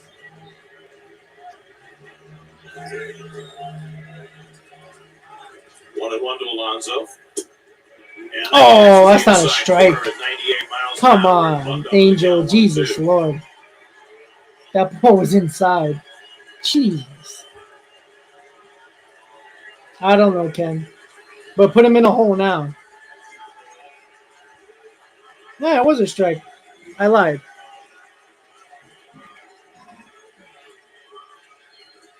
And Alonso gets one of the year to deep right center with playable for Pache. If he can find it, overcomes Cable to help. And he makes Oh, the he couldn't catch it. Lucky the right fielder was there. After Pache lost one in the sun earlier, Cable came racing over, figuring Pache was going to lose it again, and stepped in front That of him is to heads make up by the Capo complete right there. catch. Because that center fielder would have dropped I don't know it. what sunglasses Pache has, but they're the wrong ones. Because he lost another one. They're just Great lost. backup by Cable Capo. come over. Most right fielders would have never been there. Found the 2 baseball, outs. but too late for Cable's liking. Cable wasn't going to wait around to find out. So now 2 out of 2 on. What a crazy game this has been. Here's Escobar. All right, Eddie, let's go. 3 today. That was a pitch to swing at right The there. battle with his former college teammate. Now it's left to Escobar, who had the big hit yesterday for the Mets with his first career grand slam. That's running out of time in this game.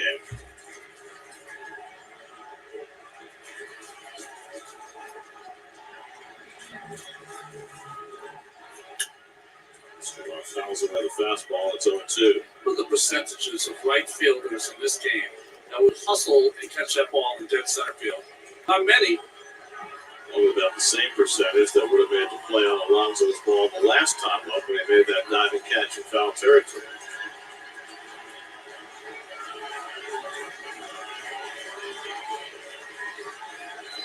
Oh, 2 to Escobar. Foul away. No, Jason, they rotate. At 11, it's Geico Sports Night.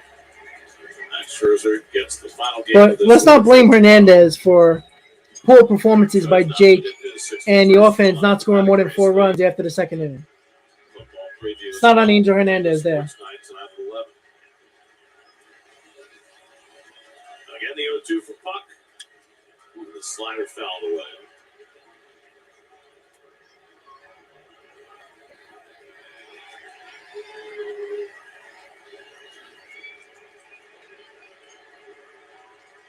AJ Puck, born in Minneapolis, high school in Iowa, college in Florida, professional in Oakland. Want to join the Navy? Oh, become a baseball player. See the world. At least the States.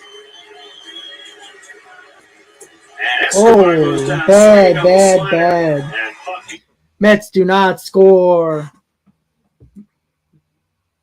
Well, typical way the offense has been ever since the third inning, right? So, but Mets didn't score. 8 for Oakland, going to the bottom of the 8th. And the Braves got a little bit close, 6-2 with a Harper 2-run homer. So Phillies are trying to mount the comeback as well. See if they can help us out yet again.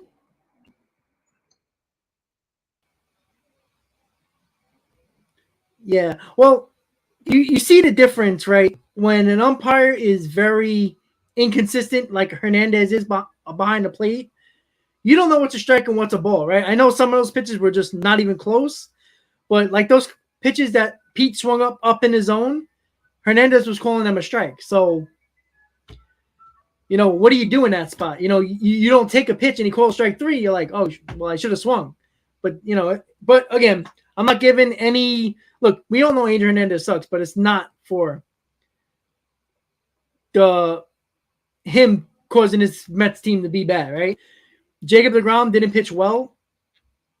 The offense after the second inning was non-existent. Very simple.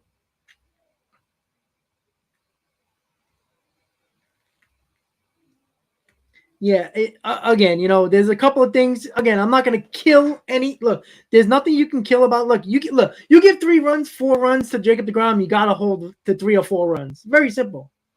The Mets didn't do their job today, and the A's did everything well. Like, when does a right fielder back up a center fielder in right center field like that? Basically, it was center field position on a ball that the center fielder couldn't see. They're making all the right plays. And what do? You tip your cap to a team like that. I don't care if they want 55 wins or 100 wins. The team's playing hard. Nothing you could do there. I'm not saying the Mets are not playing hard. They just played better today. It's baseball, man. Just that's how it goes. It sucks for teams that are trying to win a division, make the playoffs, but it's just reality. Yeah, Eric, that was one of the lawsuits that they're discriminating against them. No, Todd, there's a couple of plays where the Mets could have, not really. That Jeff McNeil play, the ball was hit like a rocket. Pretty good chance, even if McNeil didn't fall, the ball, it was like a 50-50 catch. So we'll see. Trevor May's in the game, bottom of the 8 for A's. That's one day after his 33rd birthday yesterday. Luis Guillorme has come out of this game. We're not 100% certain why, but Luis Guillorme came out of the game. We're not sure why. Marcana has moved to left field, and Tyler Naquin has taken over in center. We'll wait to find out about Guillorme. McNeil's playing second, Naquin in center, Cannon to left. Wasn't involved in any plays in the last defensive half inning. You see the changes displayed graphically. May's birthday yesterday. It's Drew Smith's birthday today. Drew is 29. That's pitching staff probably not in a very celebratory mood today. On a day when they've come to play one of the worst offensive the Phils are teams in trying. baseball. They got pissed at no-hitter problems. And that bandbox, you never know. No lead is safe. That's a rarity enough. 3 more runs against the Mets bullpen. Williams, Rodriguez, and Ottavino each allowing one. No, that's true, Mothman. But again, even if McNeil went back on that ball was a rocket. Even if he caught the ball, it would have added the run. That was the first out of the game, of the inning. So, still. But I still think that was a 50-50 chance of catching that ball, even if he didn't lose his feet. Machine on base 4 times this afternoon. Yeah, but the way DeGrom pitched, I don't think he would have got out of the inning anyway, to be honest with you. He couldn't get nobody out. And here comes Trevor May walking the ballpark like always. For Scherzer. They'll be going up against J.P. Sears, former Yankee left-hander. Atlanta's played one less game. Are they playing on the Monday or on the Thursday? Off day. They have a 3-game series against the Nats, but I'm not sure which day. I ain't gonna lie. They're playing. Okay. I know Salicata is not going to be on the radio until next Thursday, and he's actually at that game today. He's in Oakland today, and he's going to kill DeGrom because he was saying the other day on the radio he wants Jay DeGrom to go 7 innings, 2 runs. Oops. Of course, maybe in May. May throws hard, but he throws a straight fastball. Is always wild. High-speed hitting today. Connor Cable's home run, the hardest hit ball of the day.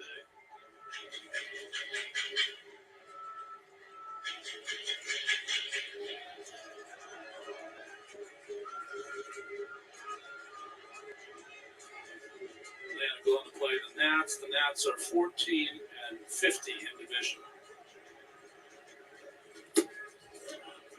And a foul tip. The end of the glove of Nito, 1-2. Well, the Mets and Braves each have 3 games left against the Nats. Yeah. They each have a series against the Marlins. The Mets have 2 with the Marlins, and the Braves have 3. So, once we finish this weekend, the schedule is even, balanced.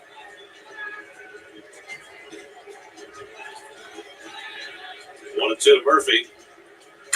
And a high fly ball hit to shallow left. Canna coming in. Tracking it. Battling it. Making the catch. Nothing easy. Well, Canna knows how to play there. That's why you always see Mark Canna catch the ball on the side at Citi Field or anywhere. Because when you play in Oakland, that sun is terrible during the day. Trying to dodge a hurricane. That's right. And then the last 3 at home against the Nats. This Hurricane Ian, I believe, that is bearing down on Florida and whose aftermath might be felt in Georgia right around the time the Mets get there. Here's Seth Brown, who's driven in 2 runs today with a home run and a single. And in between was robbed of 2 RBIs on a fine play by Alonso. MB, thank you for the super chat. Yeah, it's not been good. Yeah, exactly. You know what I'm saying? You can't kill Canna. He always looks scary running to catching fly balls, but that's what he does. That one to right field. Ruff going back. Oh, another bad play by Ruff. Around second is Machine heading for third. Brown pulls into second base with a well-struck double. Well, Darren Ruff got frozen on that ball. Hit like a rope. Could not get his feet set. And it was over his head for a 2-base hit. Well, just a high, it looked like changeup from Trevor May. Ball hit right on the nose. Well, really nobody to put in, that's the problem. It would be easier for Ruff to see the ball right field. All the outfielders are having trouble. Machine, the runner, went halfway. And once it was over the head of Ruff, well, I said that from the beginning. J.D. Davis was the guy I wanted to keep. 11 miles an hour. Unless you got somebody that was actually not a platoon player. 3 for 4 today, a single, a double, and a home run. Infield comes in for Darius Garcia, and he takes a fastball high. Second, third, 1 out for the A's. Well, he's a glorified DH, guys. That's what you got, guys. When you get platoons, and this guy playing right field is a disaster, especially in a big ballpark like Oakland. So that kind of day, the A's have been the ones playing the startling defense. It's not so much. It's an anxious offense today. I mean, everything. Yeah. Starting from the first inning. But let's be honest. Every pitcher that came in has given up hard hit balls. So, well, Todd, Guillaume came out of the game. So you don't have much bench left. McNeil had to go to second. Canna had to play left, and Naquin's playing center. Who are you going to put in center? You're going to put Ruff in left? So there's nobody really available. Gore, maybe? But he's most... Yes, I think Phillies. I think, in fact, he might have hit a home run off Nimmo.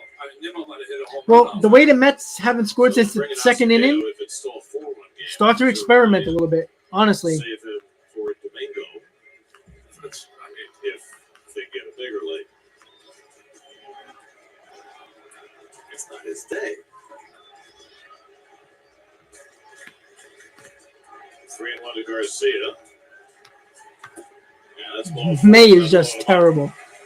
God, if May's off the postseason roster, I'll be happy. Jeremy Hefner heading out for the mound. Guy's a bum. The Mets bullpen. It's abused Williams, Rodriguez, McGill, Ottavino, and May out of the pen after the unexpectedly short start from DeGrom. It really hasn't gone well for anyone. McGill got out, the only batter we face. Everybody else has struggled. Nimmo did home run off Sear.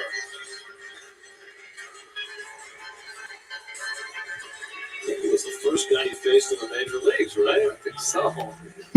Ethan, that's the truth. I'll tell you, I didn't like. I thought it was a good pickup 2 years ago when we got him because he pitched really well for the Twins, but he's just a guy that doesn't throw strikes. His fastball's straight as an arrow. It just doesn't make sense. This guy's just terrible. Sheen is third, Brown at second, Garcia at first. Steve, I get it, man. That fly to the right field, a base hit. Sheen is in. Brown will be waved home. He'll score. And the A's have knocked the doors off this game. Oh boy, telling you, May's a garbage. I bet again, everybody got hit hard today. Everybody. And in the field, his second and third RBIs. Look, this is the game for the Mets. You wipe it, brush it off, and you come out tomorrow and you kick some ass. First pitch fastball right there. Maple was ready. Like, they started hitting DeGrom early all the way until the end of the game. Bobbled it a little bit, and that allowed the second run to score. So the horse is out of the barn with Shea Langoliers. Mets were up 3-0 in this game. The A's got 4 in the bottom of the first off the ground, which pretty much set the tone for the rest of the game. Have fun, Steve. Vientos homered to tie the game in the second. Be careful with the stragglers out there in Oakland, buddy. 6 unanswered runs. They have scored in 6 of their 8 offensive innings. They're going to score that a single. Again, this is the game the Mets just got to brush away and says, all right, nothing worked out today. They were going to hold up Seth Brown until the drop by Ruff. Rough inning for Darren in right field. It's popped up on the infield. Infield fly will be invoked. Batter is out. On to the squeeze it for retired Langoliers. Buck needs to do a Billy Martin and go out to the outfield and pull Ruff out.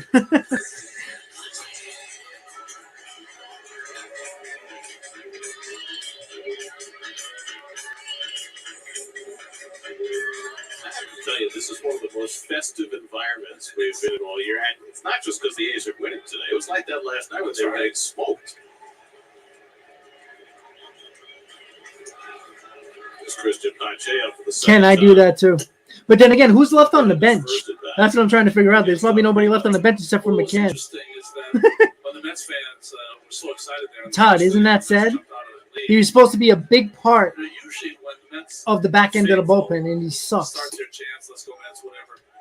Any other ballpark, they start to try to boo them down. Not here. It's like, do what you have to do. We're going to do our thing. So the official score just changed his mind. Yeah. Single 2 RBIs for Cable. A lot of whiteout in a very short period of time. I mean, God, they May had is already so down, terrible. single 2 RBIs, got out the whiteout, changed it to a single run there, 1 RBI, and just like that, they changed it. See, you're all about perfection. I put single and 2 RBIs to start, and I was not going to change it. Just leave it and change it later. You challenge authority I do. in a very, very significant way. I've always been like that.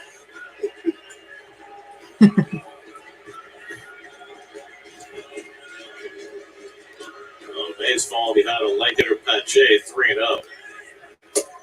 Interesting development, guys, in the Phillies Braves series. Phillies have first and second, nobody out, bottom of the 7th. trailing 6-2. Yeah. As long May's contract is all up. Thank God after this year.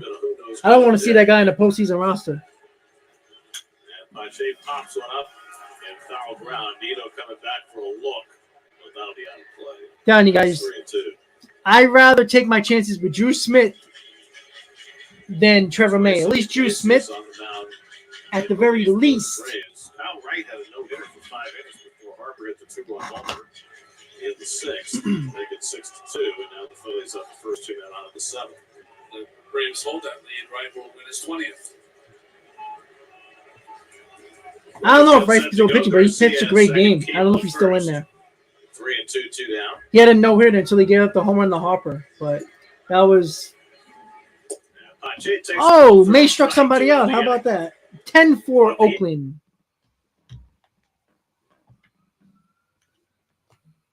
Iglesias is in now for the Braves? Jeez, they don't want Iglesias in the freaking in the 9th at all for closing. I don't understand that at all.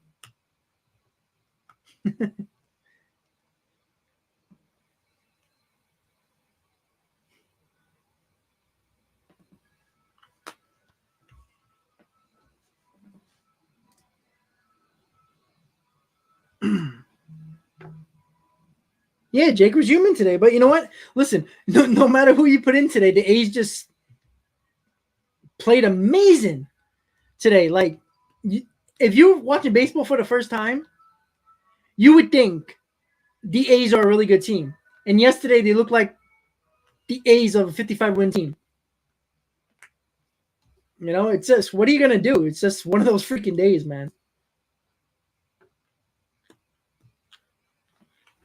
Just got to tip your hats to the. I mean, from the first pitch, the A's just was swinging at everything, and no mistakes was made at all, except for that one pop-up last inning. Other than that, they've been crisp.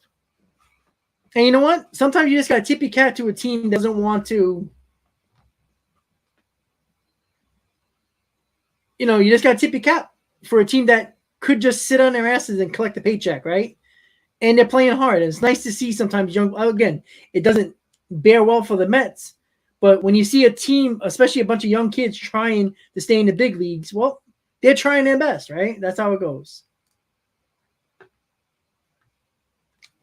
So last lick for the Mets, down by 6. What will happen? Well, yeah, right. I mean, you know, but for one game, any team can look really good, right? It's just, you know, how many times the Mets are irrelevant in September and they play a really good team that's a playoff team and they look like the better team. It happens.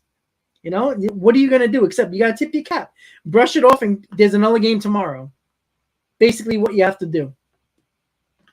All right, so last licks, and guess who's up? Darren Ruff. How about that? Earlier as a Philly, in his only outing as a Philly, comes on to try. How much you want to bet Ruff's going to hit a home run here? Strike to a former Philly, Darren Ruff. Yeah, he made that debut about a month ago, and that was DFA the next day.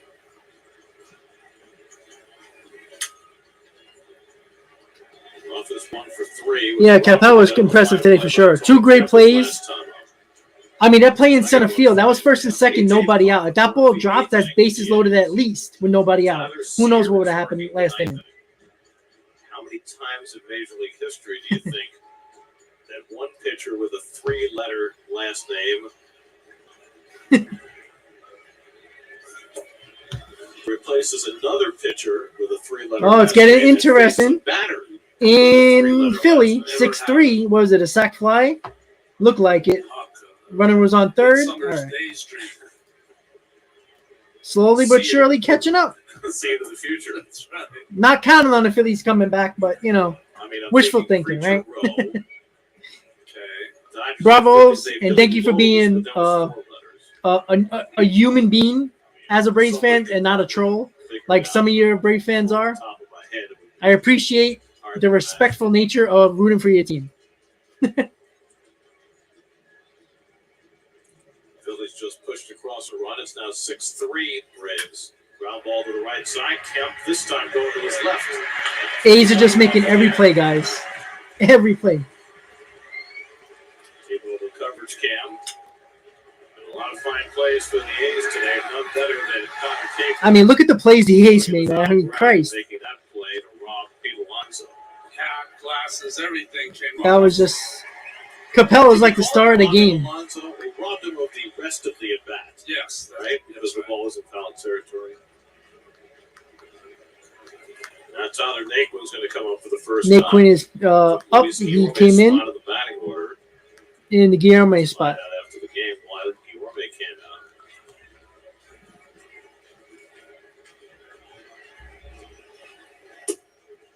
And Naquin takes a strike. Well, he is a rookie though, but you know what? When they brought him up, it helped to give him a jolt in this lineup as well. You know, along with firing Joe Girardi. He's got him on waivers from the Phillies in late August. Ground ball should be 2 outs. And it is. He had one bad start in like 5 years. Come on now. The Marlins for 2 games. Get your tickets today at Mets.com/tickets. Well, Max Scherzer already has the ball in his hand, ready to go. Well, it's not quite Max's eyes, but you get the idea. Header from Mick. Max has already started his game face. It's going to be a big game tomorrow. Before he's losing a series in Oakland to a team that's 40 games under 500. Mark Vientos provided the last good moment for the Mets in this game with a home run in the second inning, his first big league home run. That tied the game at 4. And the A's have had the Mets to death since.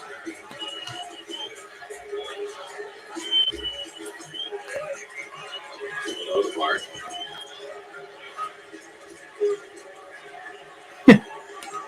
If the Mets score a run for him next game. And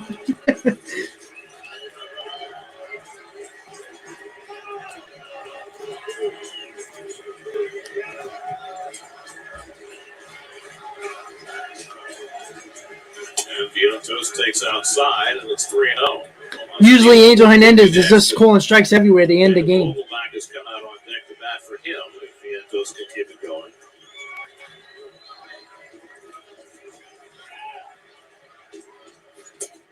And Sear throws a strike, 3-1. Ken Waldichuk stands to get his first major league win. His 5th start. Survived 5 innings today. Fell behind the game 3-0. But his team was hitting. DeGrom was having a bad day. A's have fielded brilliantly. They have run up 14 hits. And there's ball 4 in the game continues. Vientos takes a walk. Comeback rally. I'm going to give Vogelbach a chance. Vogelbach's coming up. That's something that Buck said he wanted today to try and keep Vogelbach sharp in this string of left-handed starters the Mets are facing. So Vogelbach will bat for Nito. I usually get distracted, but because of the score, all I can think about is the 3-letter last names. Well, Vogelbach is not one of them. No, it's about as long as you can get. It's not William Van Landingham or Jared Saltalamacchia. And fastball away, ball 1. Saltalamacchia was the only 6-syllable big league ball player that I can remember. Yeah, you know, Bravos, what's weird about that? Like, I still don't get why. I think we talked about this. Why Iglesias is not the closer. Yeah. Like, you're really going to put Iglesias in the playoffs when you don't do it all year and then expect him to do well? He got great stuff, but you can't expect him to be great just like that, you know? Like, I just don't get it. You know, putting him in that. Well, I don't think it's just the cutter, Bravos. You know what the problem is? He doesn't throw as hard as he used to, so we can't get away with those mistakes. That's the issue. And then he's wild on top of that. It's weird to me. It's very weird. Iglesias is the guy, man. Exactly, Bravos. Exactly. 3-0 to Vogelbach. He'll be taking one. And that's ball 4. Ball 4. First and second. Uh-oh. That's up 2 men on with 2 out. Oh, coming out with a trainer, Marcotte. Well, the Phillies just got the tying run coming to the plate in the bottom of the 7th. From Tyler Sear worried them enough to get the trainer out there after back-to-back 2-out walks. Now in Philadelphia, the Phillies have just brought the tying run to bat in the 7th inning in a game they once trailed 6-0. Reese Hoskins coming up with 2 out and 2 on. Yeah, just it's crazy sometimes what a couple of runs that you might think is just nothing turn into. But again, it's 2 outs, first and second. You never know. Well, here's McNeil. As Sear pronounces himself okay.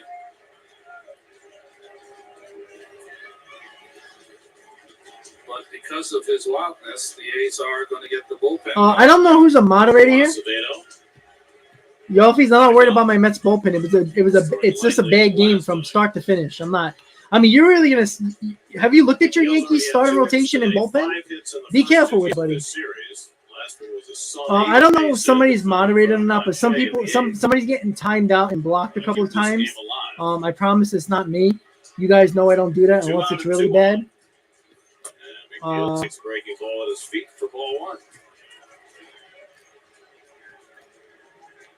All going so easily for Tyler Sear. So if you're getting blocked or timed out, First 2 outs, it's not me. Back-to-back walks. And there's a strike 1-1 to McNeil.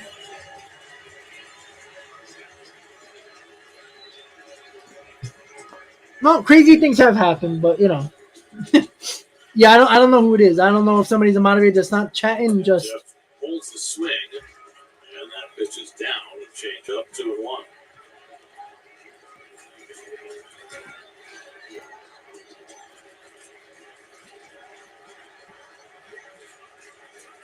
well, would be next. You like to see the fight from this Mets team since they've been awful since the second inning. 2-1 to McNeil, and that's a strike. 2-2.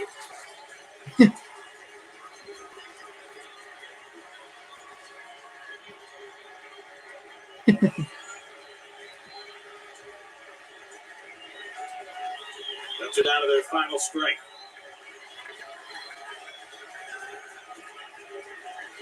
Pitch count. Hello, pitch count. Are you working? Pitch count.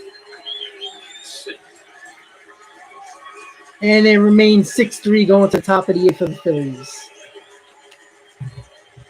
2 out, 2 on, 2-2 to McNeil. He lashes one foul. So the Phillies got just the 1 run in the bottom of the 7th. For the 8th now in Philadelphia, Braves 6, Phillies 3. Frank, that's the thing.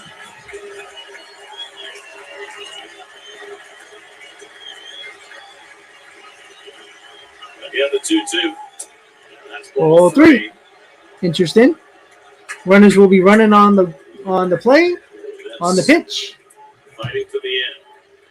Well, what it seems like the Mets always never just go down 1-2-3. Like they actually fight in quote unquote blowout games, right? Vientos at second, Vogel back at first. They'll be running. And McNeil bounces one foul, and we'll do it again.